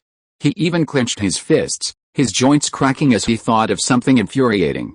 It was no wonder Shiba was so angry. Originally, Team Rocket alone in Kanto was enough of a hassle for them, and they gradually gotten used to it. But suddenly, Team Rocket, once considered the dominant force in Kanto, suffered a setback, leading to the sudden appearance of two other organizations, causing even greater trouble for them. They were now feeling a bit nervous. However, this showed that both Organization S and the Anti-Alliance were immensely powerful. So immense that even Team Rocket, the dominant power in Kanto, was unwilling to provoke them, preferring to suffer a loss and give up some territory rather than engage in a direct confrontation. Shiba recalled the intelligence he'd gathered from the Alliance and the group of Organization S he'd just encountered. The anger on his face faded, replaced by a solemn expression, and his pace involuntarily quickened again. The Pokémon Rescue Center had been set up specifically for the exchange meeting. While not shabby or hastily constructed, it consisted of just a reception desk and two Pokémon rescue rooms, making it quite basic. It was designed to cater to the public. Arriving at the front desk of the Pokémon Center, whether it was because of the previous commotion or perhaps for some other reason, the Pokémon Center was completely devoid of Miss Joy and Chandler. The Pokémon Center, usually remarkably quiet, was now even quieter. Shiba could even hear his own footsteps. What's going on? Why is this Pokémon Center so quiet? Shiba asked, puzzled. At the same time, he cautiously pulled out his two Pokéballs from his waist and held them in his hands. Whenever he encountered something amiss, his first instinct was to use his karate to knock the opponent down, and then release his Pokémon. Holding two red and white Pokéballs in each hand, Shiba moved cautiously, enlarging them as he went. Meanwhile, in one of the Pokémon Center's treatment rooms, Miss Joy, whom Shiba had just been looking for, was now tied up with her hands and feet, and a piece of cloth was stuffed in her mouth. She was thrown into the corner without any mercy. If you are listening to this novel on a channel other than Fanfic World, it means it was downloaded and re-uploaded without effort. We warmly invite you to visit our channel, Fanfic World. There you will find the original version of this story and many other novels of various genres. We look forward to seeing you dive into a world of incredible novels. Chapter 567. Ugh. Inside the Pokémon rescue room, Miss Joy leaned against the wall, whimpering non-stop. Her normally gentle eyes now glared with a hint of fear at a man hiding behind the door. It was clear that anyone who could reach the Pokémon Center possessed not only formidable technical expertise, but also immense mental fortitude. She twisted her body incessantly, attempting to break free from the bonds. But it seemed futile. Every time Miss Joy struggled, the ropes binding her hands and feet tightened. Miss Joy, I advise you to be obedient. Once we complete this mission, we'll release you safely. If you dare act dishonestly, don't blame me for being ruthless. The man, leaning against the wall, clad in a samurai uniform with an S-shaped emblem and toying with a katana, naturally noticed Miss Joy's movements. Therefore, a cold smile appeared on his face as he warned. As if in protest, the man waved his katana as he spoke. The sharp katana swung, each swing bringing out dazzling flashes of light. It seemed the intimidation had truly worked, and Miss Joy immediately quieted down, though her beautiful eyes, tinged with fear, occasionally flickered to the side. Not far from Miss Joy, a cage sat against the wall. And in the center of the cage, Miss Joy's usual assistant, Jigglypuff, was imprisoned. Though now unarmed, he had completely lost his ability to fight. Perhaps out of caution, Jigglypuff's hands and feet were also tied, and the nurse's cap he once wore had long since disappeared. That's right. Being quiet is good for you and me. Seeing that Miss Joy had finally calmed down, the man seemed to relax completely. He stopped paying attention to Miss Joy and Chansey and instead took out a rag to wipe the katana in his hand. It seemed as if the katana before him was more valuable than Miss Joy and Chansey's. He glanced at Chansey, imprisoned in a cage not far from him, completely incapacitated and bound by his hands and feet. Miss Joy's eyes were filled with despair. Her strongest Pokémon had been easily subdued by the enemy's Pokémon. How could she escape later? Would anyone come to rescue her? Various thoughts raced through Miss Joy's mind. Finally, she even recalled how she and Chansey had been captured by the man with the katana. Although the exchange meeting was only temporary, she had also been sent by her family to assist in its conduct. However, her duties here were similar to her previous duties at the Pokémon Center. She was solely responsible for treating Pokémon and providing assistance to the participating trainers from various countries. As the battles at the exchange venue raged, from the initial 64 to the current 8, more than half of the trainers had been eliminated. This meant that the number of Pokémon that had lost their combat capabilities was at least triple the number of those eliminated through training. However, for Miss Joy and Chandler, both professionally trained and considered among the most prominent figures in the Joy family, this was a piece of cake. As they were carrying a severely injured Scorpio into the Pokémon treatment room, a man wielding a samurai sword and accompanied by a Lucario stormed in aggressively. Without further ado, he demanded that she hand over all the Pokémon she had deposited at the Pokémon Center's treatment area. Miss Joy, with her strong sense of responsibility, naturally refused, emphatically and righteously rejecting the offer. Even though the Miss Joys usually appear delicate, there are exceptions. Take Miss Joy, for example. She's soft on the outside, but strong on the inside. She rejected the man's words with unwavering determination and ruthlessness. But when he saw that she and Chandler disagreed, he attacked without a word. Miss Joy's relentless words infuriated him, and he was even more furious. Tenderness and gentleness were out of the question for such a martial arts geek. Miss Joy, a Pokémon nurse, might appear delicate and naive, seemingly clueless about Pokémon battles. But how could Miss Joy, the only one to be sent to a major event like the exchange meeting and angry at a Pokémon nurse, be so simple? Even though the treatment room was overflowing with Pokémon after the previous wave of treatment, it was still large enough to accommodate a battle between Chandler and Lucario. An expert knows the difference between a single blow and a single blow. Miss Joy, commanding Gillidan in battle, fought with impeccable skill. While engaging in combat, she even attempted to distract the opponent with words. However, the opponent's ferocious, katana-wielding demeanor wasn't simply a show of force, it was a testament to his skill. Anyone who knew this man would have cried out in surprise, for the man wielding the katana and wearing a samurai uniform was none other than one of the 8 captains of the S organization, Ghost Blade Yishi. He was also one of the top 3 captains. Yishi's subsequent performance lived up to his title, even displaying strength that, while not vastly superior to the captains you had previously encountered, was certainly superior. Yet, Miss Joy faced this very being, even commanding Gillidan, and the two engaged in a 10-plus round exchange. Ultimately, Chansey, having expended too much energy treating the Pokémon, was exhausted and lost her fighting ability.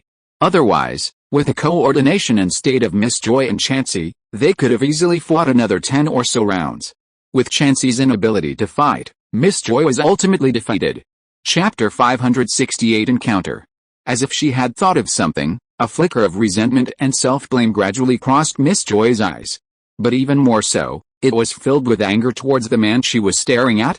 Yishi, who was polishing his katana, also seemed to have thought of something amusing. Or perhaps he had noticed the anger and negativity in her eyes, and a slight curl of his lips curled up. Suddenly, Yishi's expression changed, and the curve of his lips widened. He slowly stopped polishing his katana, reached into his samurai uniform, and pulled out a Pokeball. His gaze fixed on the door to the treatment room. Yishi had retreated to a corner just inside. Just then, there was a sudden movement from behind the door, accompanied by the sound of soft footsteps. Miss Joy also heard the sound from behind the door, and a glimmer of hope shone in her eyes once again. But at the same time, a hint of nervousness lingered, fearing her excitement would be in vain. The door to this room was electronic. It didn't require a password. It could be opened simply by operating it from the outside. With a mechanical creak of the electronic door, the door to the treatment room slowly swung open. Miss Joy hurriedly followed the sound, hoping to catch a glimpse of the figure she'd hoped to see, but the glimmer of hope quickly dimmed. Miss Joy saw no figure behind the door. She could only glimpse the reception desk outside. Yishi, who had been observing silently from the corner, also saw the scene, but his face showed no surprise. He remained silently concealed, his gaze fixed fixedly ahead, his grip on the katana or Pokeball tightening slightly. This is a formidable opponent. Finally, some fun. Otherwise, accepting Hugh Tucker's invitation to carry out this mission would have been a huge loss. Yishi chuckled quietly.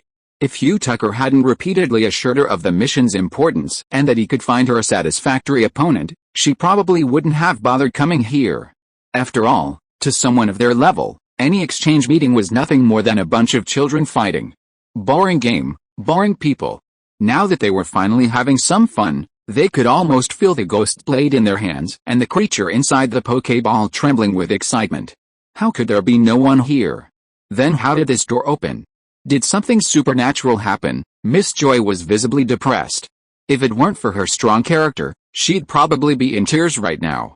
However, what Miss Joy didn't know was that outside the door, a large man was leaning against the wall, occasionally peeking inside, his furtive look a bit comical. At the same time, behind the wall where Shiba was leaning, there was also a man, constantly peeked in, waiting for his prey to take the bait.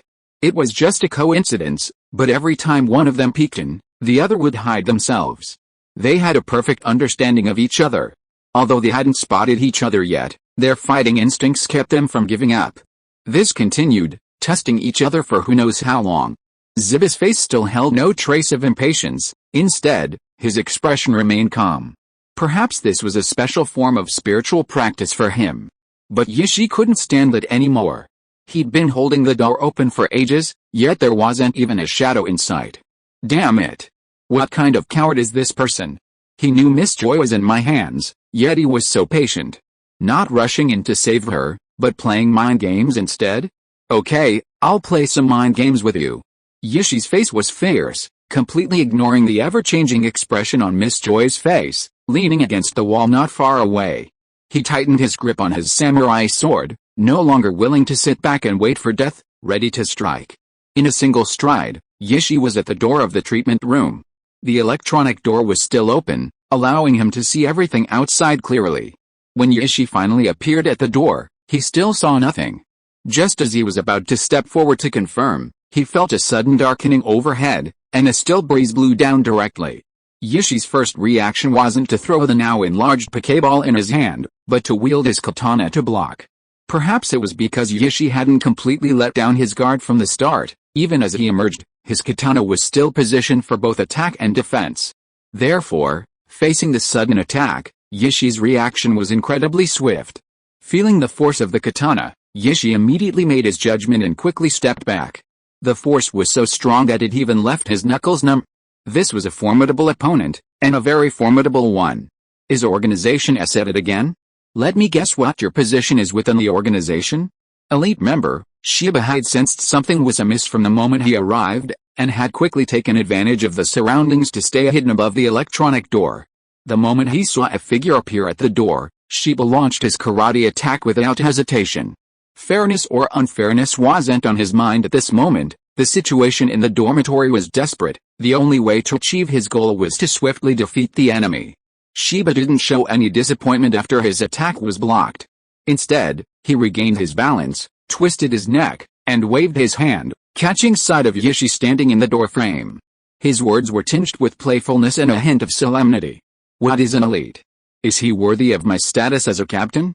I am one of the 8 captains, the Ghost Blade, Yishi. Yishi made no attempt to conceal anything, revealing his identity with complete confidence. As soon as he finished speaking, as if to convince the other party, he immediately sent out his Lucario. An expert knows the outcome from a single strike. The powerful aura emanating from Lucario immediately caught Shiba's eye. Chapter 569, Ziba's Strength. Look at the mere presence he exuded upon his appearance had already made Shiba take him completely seriously. His eyes narrowed slightly, and a simmering aura emanated from him. This was the aura that was uniquely his, the king of fighters. He had never been intimidated by anyone in combat. He dared to challenge even those with powers several times greater than a human's, let alone this mere figurehead who possessed the power of a Pokémon. Oh? I can tell from your eyes that you despise me. Yishi also narrowed his eyes slightly, emitting an extremely dangerous aura. The samurai sword in his hand, holding the ghost blade, trembled with a trembling sound. So, what do you want to say? I want to say that anyone who has ever given me that look has never met a good end. Yishi's expression, seemingly a smile from a moment of rage, calmed down. So, what do you want to say? Shiba seemed remarkably calm, even a little impatient, scratching his ear. Actually, it wasn't that Ziba looked down on the opponent before him. It was simply because the islanders' generally short stature made them lacking any intimidating power.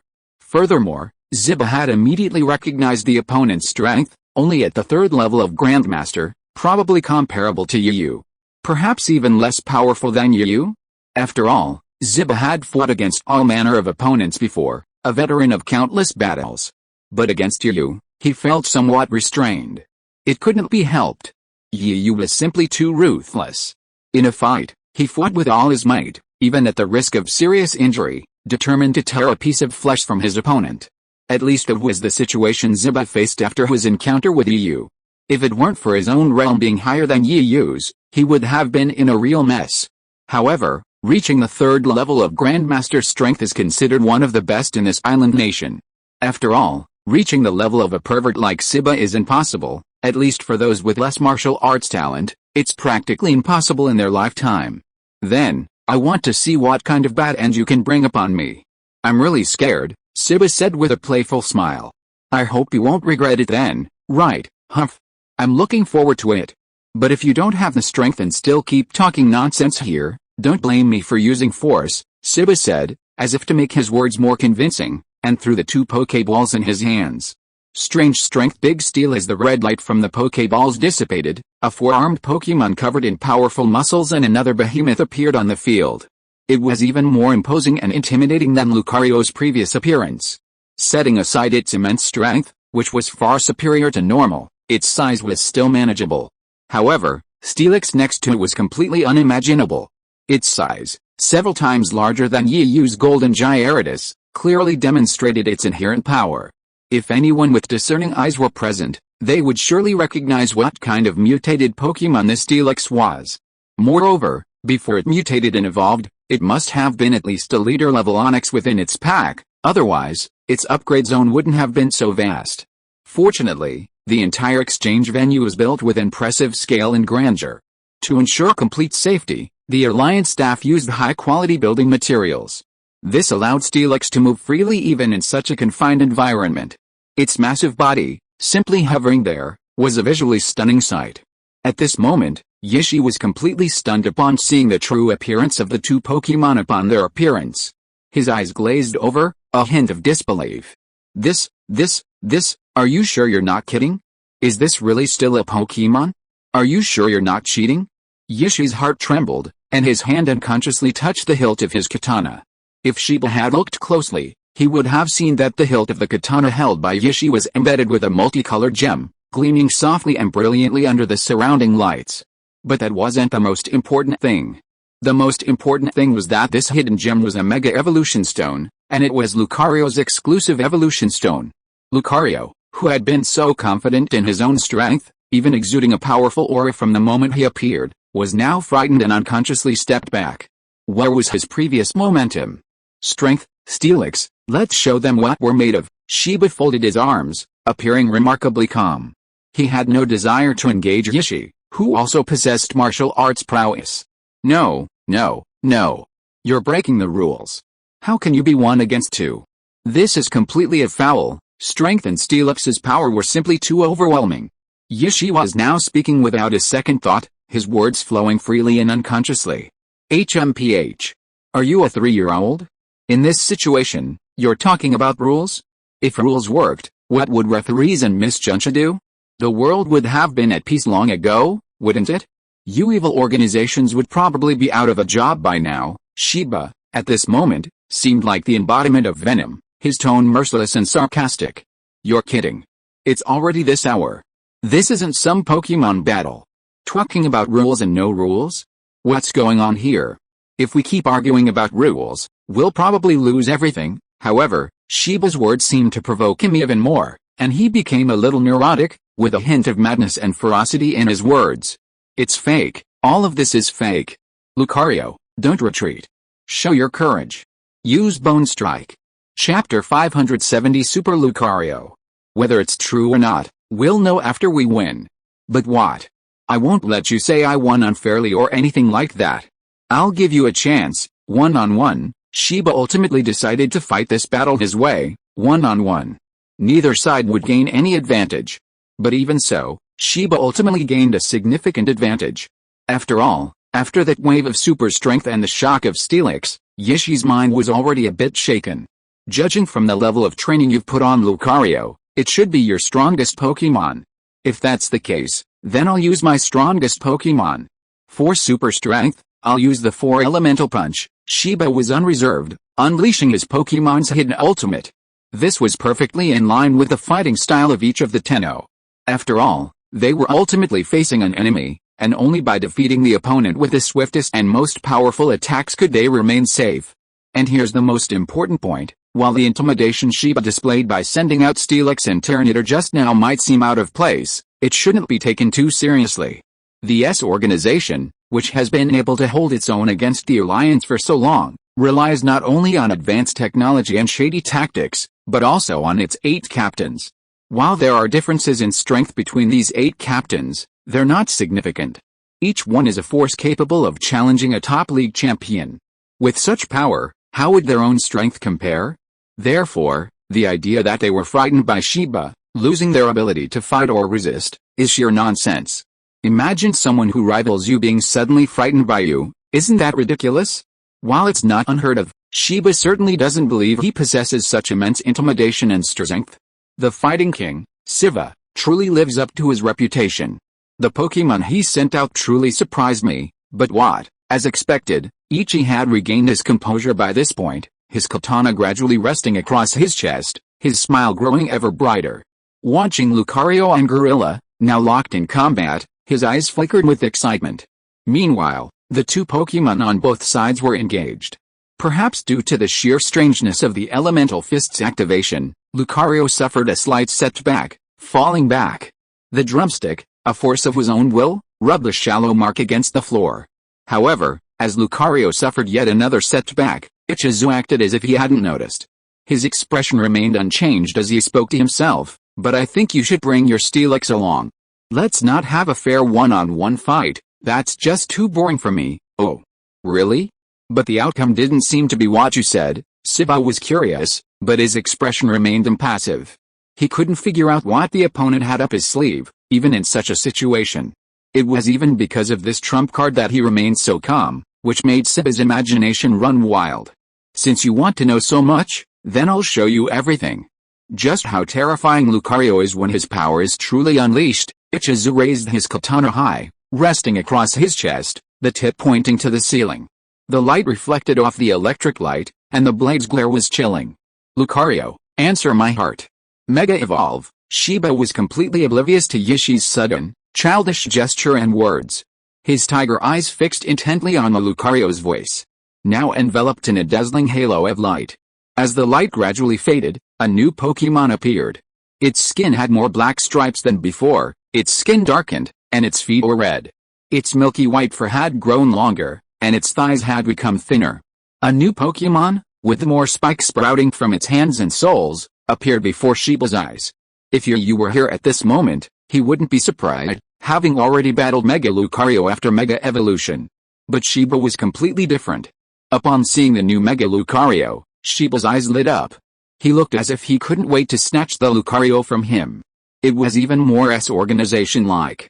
But that wasn't entirely Shiba's fault. He'd seen plenty of Mega Evolved Pokémon before, but that was before he'd encountered a Fighting-type Pokémon. Now, wasn't there one? He'd heard there was a solid gym in Sala City, Kalos, that specialized in Fighting-type Pokémon, and even their Pokémon were said to be capable of the legendary Mega Evolution. As the Kanto region's fighting king, Shiba, besides his own impressive fighting prowess, was also a master at commanding and training Fighting-type Pokémon. He'd undoubtedly been interested after hearing about the solid gym trainer, but he'd been held back by other matters until now.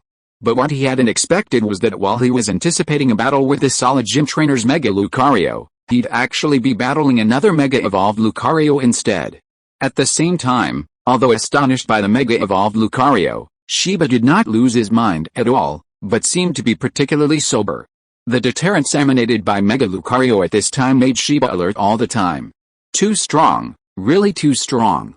Is this the difference between Pokémon that have not undergone Mega Evolution and Pokémon that have undergone Mega Evolution? There has not been a real fight yet, it is just a competition of momentum.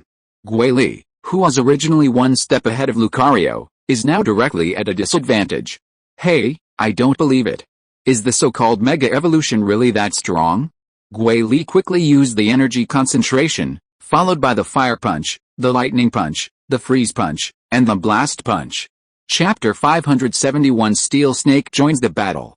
It's no use, it's no use. Lucario, let him feel fear. Do you really think you're the king of fighting, that you're invincible in combat? Use Bone Blast to counterattack in one go. Get up from where you fell. Yishi was clearly extremely confident in the Mega Evolved Lucario. It seemed that with the presence of Mega Lucario, Yishi even subconsciously sheathed his samurai. Whoosh, whoosh, whoosh, whoosh, boom boom boom boom. Four fists whirled through the air, often accompanied by a series of clashing sounds. Among them were attacks of the triple attributes of thunder, fire, and ice. In the hands of the four elemental fists, it seemed as if space itself was being torn apart wherever they passed. A main Pokémon wouldn't always be a main Pokémon, let alone a main Pokémon of the King of Fighters. It was simply not on the same level as the main Pokémon you had previously battled. Wherever the fists passed, they were filled with might. However, the Bone Club, conjured from Bone Strike's energy, was wielded with even greater vigor in Mega Lucario's hands. Facing the four elemental fists, whose rapid swings left trails of afterimages, the long Bone Club was effectively blocked. The collision of fist and Bone Club was often accompanied by a muffled explosion of airwaves. He's incredibly strong. He's almost on par with the older generation of our Joey family. No, perhaps Masako has also battled one of them. Especially since I heard he recently acquired something, the power of the doll in her hand must have increased significantly. Leaning against the wall, her hands and feet still bound, Miss Joey must have been completely captivated by the intense battle before her, momentarily forgetting she was still bound. She even lost herself in thought as she compared the strength of the people she had seen. Just then, a muffled sound, even louder than before, jolted Miss Joy out of her reverie. Responding, she looked up to see a figure sent flying backwards, crashing heavily into the wall in front of the Pokémon Center's treatment counter. Perhaps because the Pokémon Center is so important, some of the corridors and walls surrounding it aren't constructed of artistic ice sculptures, but rather solid reinforced concrete. After all, the Kalos Pokémon League had originally planned to use reinforced concrete for its event venue, but time constraints forced them to transform it into an artistic ice battle arena. However, some key areas within the venue were still reinforced concrete, essentially enhancing the concrete with ice sculptures. At that moment, the place where the force had slammed down was a solid wall. However, the once pristine white surface was now covered in cracks as fine as a spider web. Furthermore, as the force slid down the wall, a dent as wide as a finger joint could be clearly seen. Mega evolutions are truly a cheat. This power is several times greater than before. How's it going? Send your other Pokémon in quickly. Don't let your reputation be ruined. Fighting King, Shiba, Yishi laughed with a hint of pride. Shiba didn't insist. After all, regardless of his own pride, he had a mission to complete, Rescue Miss Joy as soon as possible and then return to support Du and Kona. Judging from Yishi's behavior, this time, the S organization's conspiracy was likely to be quite serious. After all, a captain of the 8th Division, a top-tier leader of their alliance, had been sent to seize the Pokemon Rescue Center. Perhaps similar plots were also underway elsewhere. Furthermore, even with a mega-evolved Lucario, Shiba wasn't sure she could completely defeat it. Since you've requested it, wouldn't it seem like I'm looking down on you if I refuse? Therefore, I've decided to grant your request and use Steelix. With a wave of Shiba's hand, Steelix twisted its massive body and joined the fray. Right. Fighting like this is more fun. Otherwise, your super strength is honestly too weak. Seeing this, Yishi felt no concern for his Mega Lucario, but instead was filled with excitement. Really? I think you'll regret what you said. Their super strength dared to look down on us. Let them see our strength. Use the 4 elemental fists again, Steelix, use stone attack. Just like the first time, huge rocks gradually emerged from the shards and plunged towards Mega Lucario. At the same time, Strange Power launched another attack, infusing its 4 fists with energy from 3 attributes, seemingly imbuing them with even greater power than before. It's no use. Mega Lucario, use wave missiles, then Alloy Claws. Mega Lucario condensed the wave missiles and blasted them directly at the spiky rocks, piercing its path. Instantly, the seemingly indestructible attack was rendered as though by paper. Wherever the wave missiles passed, the rocks that had stood up, seemingly piercing through everything, were blasted with holes and then shattered. After blocking the persistent thrusts, Mega Lucario wasn't idle either. This time, instead of using its signature skill, Bone Strike, it unleashed its Alloy Claws, attempting to engage Strange Power in close combat. One could only wonder if the previous advantage had inflated Yishi's arrogance, or if there was some hidden conspiracy behind it, forsaking Lucario's strengths and exploiting its own weaknesses. Boom. Boom. Bang. Bang. 6 arms intertwined, and after images flashed through the air, creating a dazzling display. Sonic booms and gusts of air echoed in unison, accompanied by the roars of 2 Pokemon. Chapter 572 Rampage. Kai Luca. The muffled thud of fists clashing echoed continuously, and with each intimate collision, both Pokemon roared in unison. Neither was willing to yield, each determined to defeat the other. Mega Lucario, despite its immense power after its Mega Evolution, still had the old saying, 2 fists are no match for 4 hands, and wasn't that exactly the case? Despite the immense strength of its Mega Evolution, Mega Lucario was at a disadvantage in a battle unique to fighting Pokemon, engaging the powerful super strength. Its 2 arms were no match for the might of 4. While its strength might be greater, it only possessed 2. The super strength's 2 arms tangled with Lucario's, while its remaining 2 arms swung relentlessly, unleashing a relentless barrage of blows against Mega Lucario. Damn it! You're breaking the rules. How can you fight with 4 arms? If you're a man, put down your other 2 and fight a fair duel. Yishi was once again furious. Although he was angry in his heart, he kept shouting. But Yishi still hadn't drawn his katana. As for why, it was probably only Yishi himself who knew. It was tacit understanding that not only Yishi had no desire to attack, but Shiba also did the same. After Yishi sheathed his katana, he kept his hands folded across his chest, without any unnecessary movements, just watching the battle in front of him calmly. HMPH. Did I say you were an elementary school student? Or a 3-year-old kid? If you can't beat me, it's because you don't have the ability. Looking at your current situation, are you planning to complain?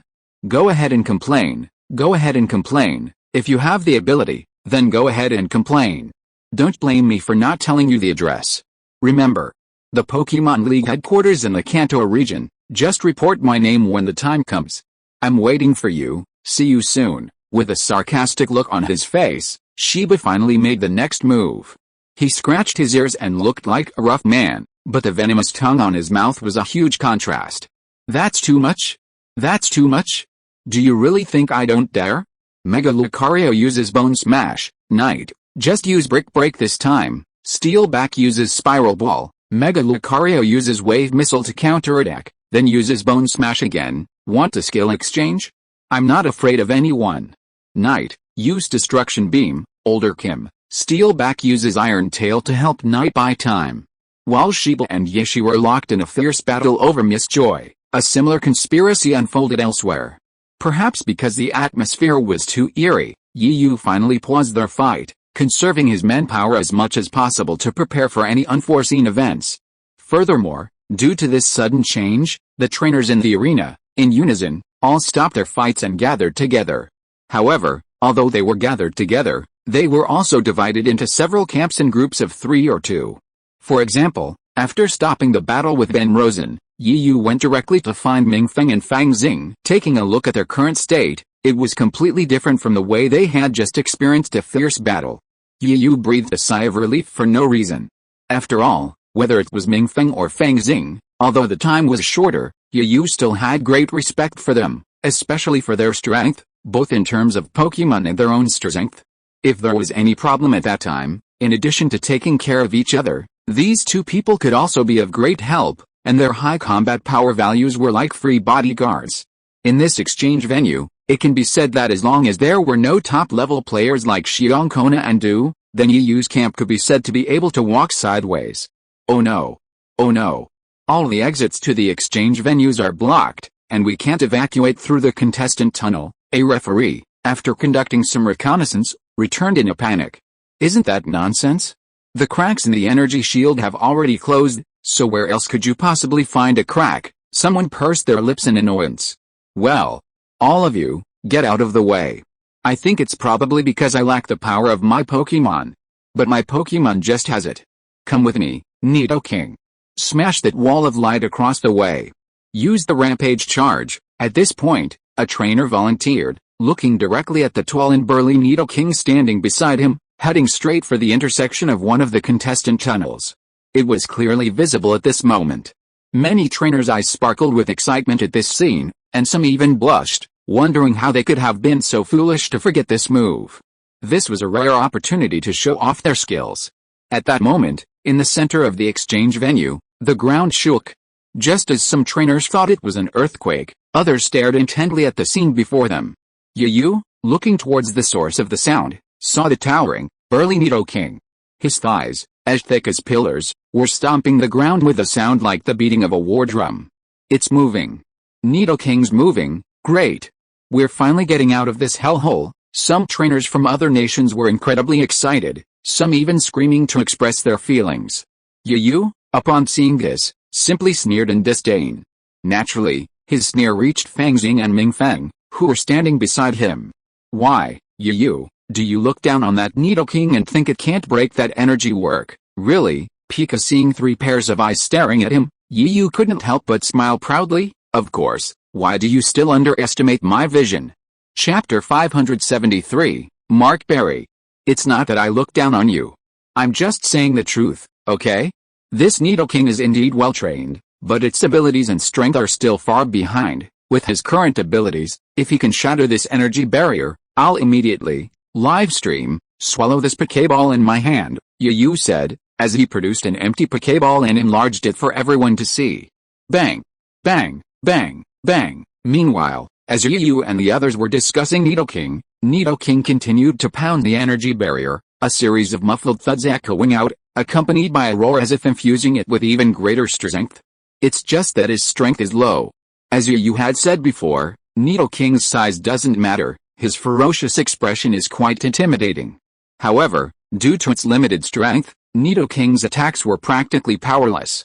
Furthermore, the energy shield itself was merely an energy shield, yet its defensive power and energy generation were astonishing.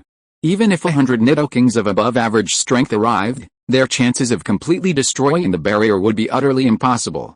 At most, they would leave minor marks on the shield, which would then be quickly repaired. After several consecutive collisions, Nidoking seemed completely exhausted, panting and halting. Its once energetic form now resembled a dead dog. If it hadn't been clinging to life, its massive body would have collapsed to the ground. Nidoking's trainer was no better, his expression grimacing, as if he were about to find a crack in the ground to crawl into. His earlier promises were utterly shattered. Besides the Nidoking trainer, several other trainers also had grim expressions upon witnessing this scene. They'd assumed their Pokémon were about as powerful as Nidoking's. But now, even Nidoking couldn't break the energy shield, which meant they couldn't either, completely trapped within this cage-like barrier. No, how could this happen? Everyone, don't give up, damn it. Are we going to be trapped here forever? I don't believe this tortoise shell energy shield can completely trap us. Everyone, come together. Try to open a gap and rush out together. The scene suddenly became extremely chaotic, with various sounds echoing one after another. As the trainer finished speaking, the Pokémon in their hands roared in unison. Bang! At that moment, a deafening explosion echoed, and the previously lively scene suddenly became quiet. Everyone and their Pokémon subconsciously shut their mouths, their gazes fixed blankly in the direction of the sound. Yu and the other two were immediately drawn to the spot, quickly following the direction the others were looking. They saw that a platform had been erected in the center of the battlefield, and two figures stood atop it. Narrowing his eyes slightly, Yu began to study the two figures. The larger sound was clearly a Pokémon, and unfortunately, it was a Pokémon Yu recognized. That Pokémon was none other than Squirtle, the final evolution of Squirtle, one of the original 3 Pokémon from the island nation of Sinnoh. As for the Pokémon trainer standing next to Squirtle, Yu didn't recognize him. But just then, a familiar voice spoke to him. This is Seaberry, a trainer from country M. He's equally formidable, a true representative of the nation. He specializes in grass-type Pokémon, so it's him. I've heard of him before, he's quite formidable, Mingfang said. A look of sudden realization dawning on him. So it's Squirtle. Now I know where this platform came from.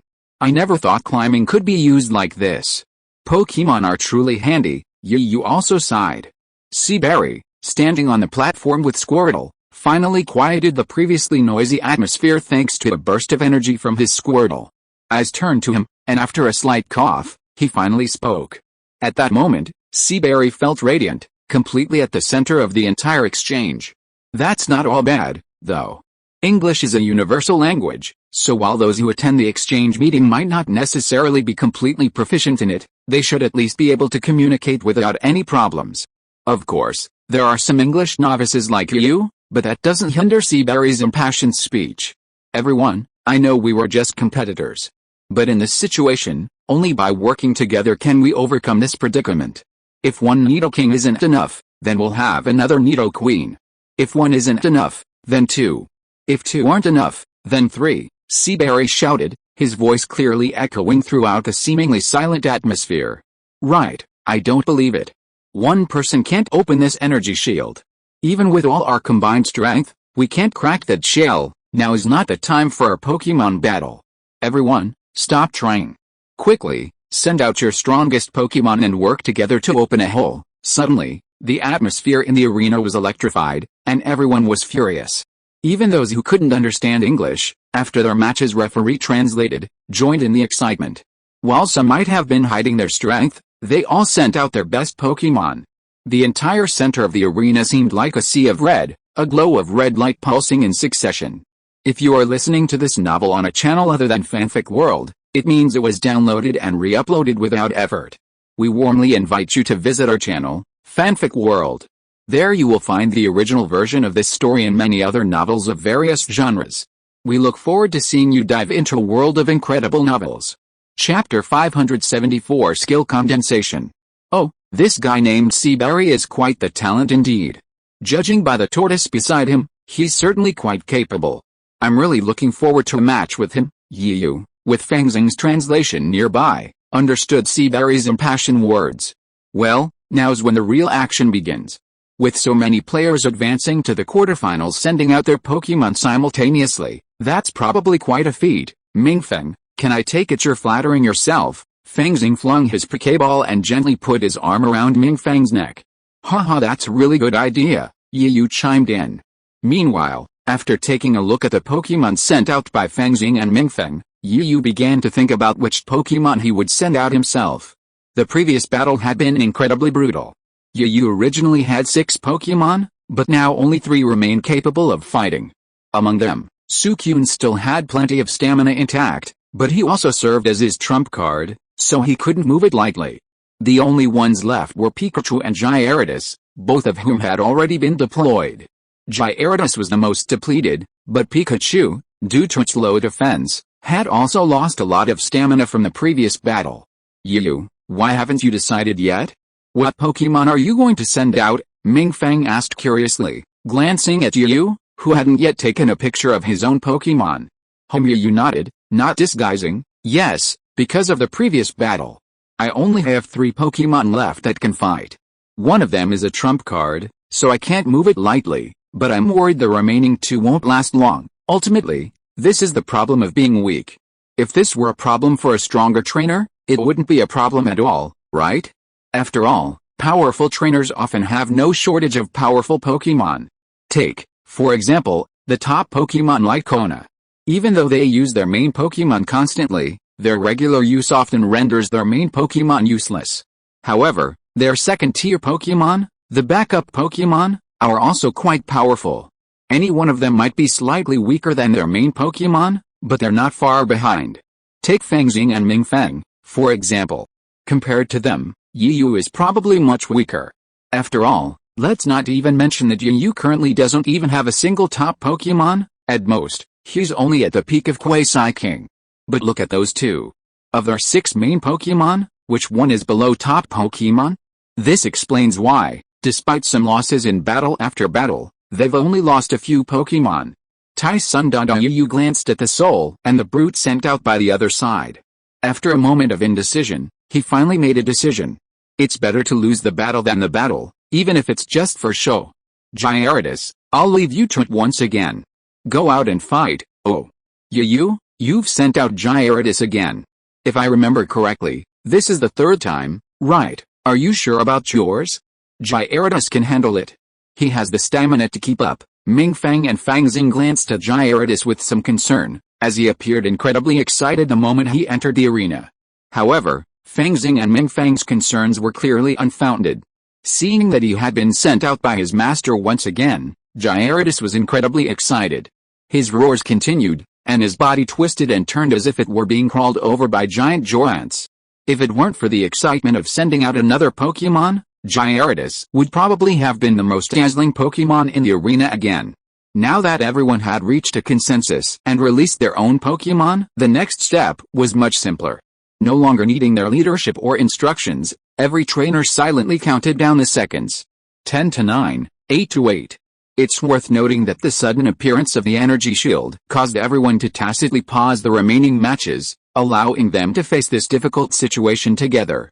This also caused the trainers who were supposed to remain in their respective teams after being eliminated to once again take the stage and send out their strongest Pokémon. For these eliminated trainers, holding back their trump cards was no longer a concern, as having already been eliminated, holding back any was of no use.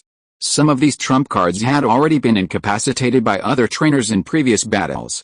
They were likely already being placed with Miss Joy, awaiting treatment. However, the intense battle at the Pokémon Center's infirmary had delayed their recovery. That was unclear. The countdown slowly began to draw to a close. 3, 2, 1, 0. Gyarados, Destruction Beam, Fire, Totstork, Solar Blaze, Fire, Blazoo, Fire.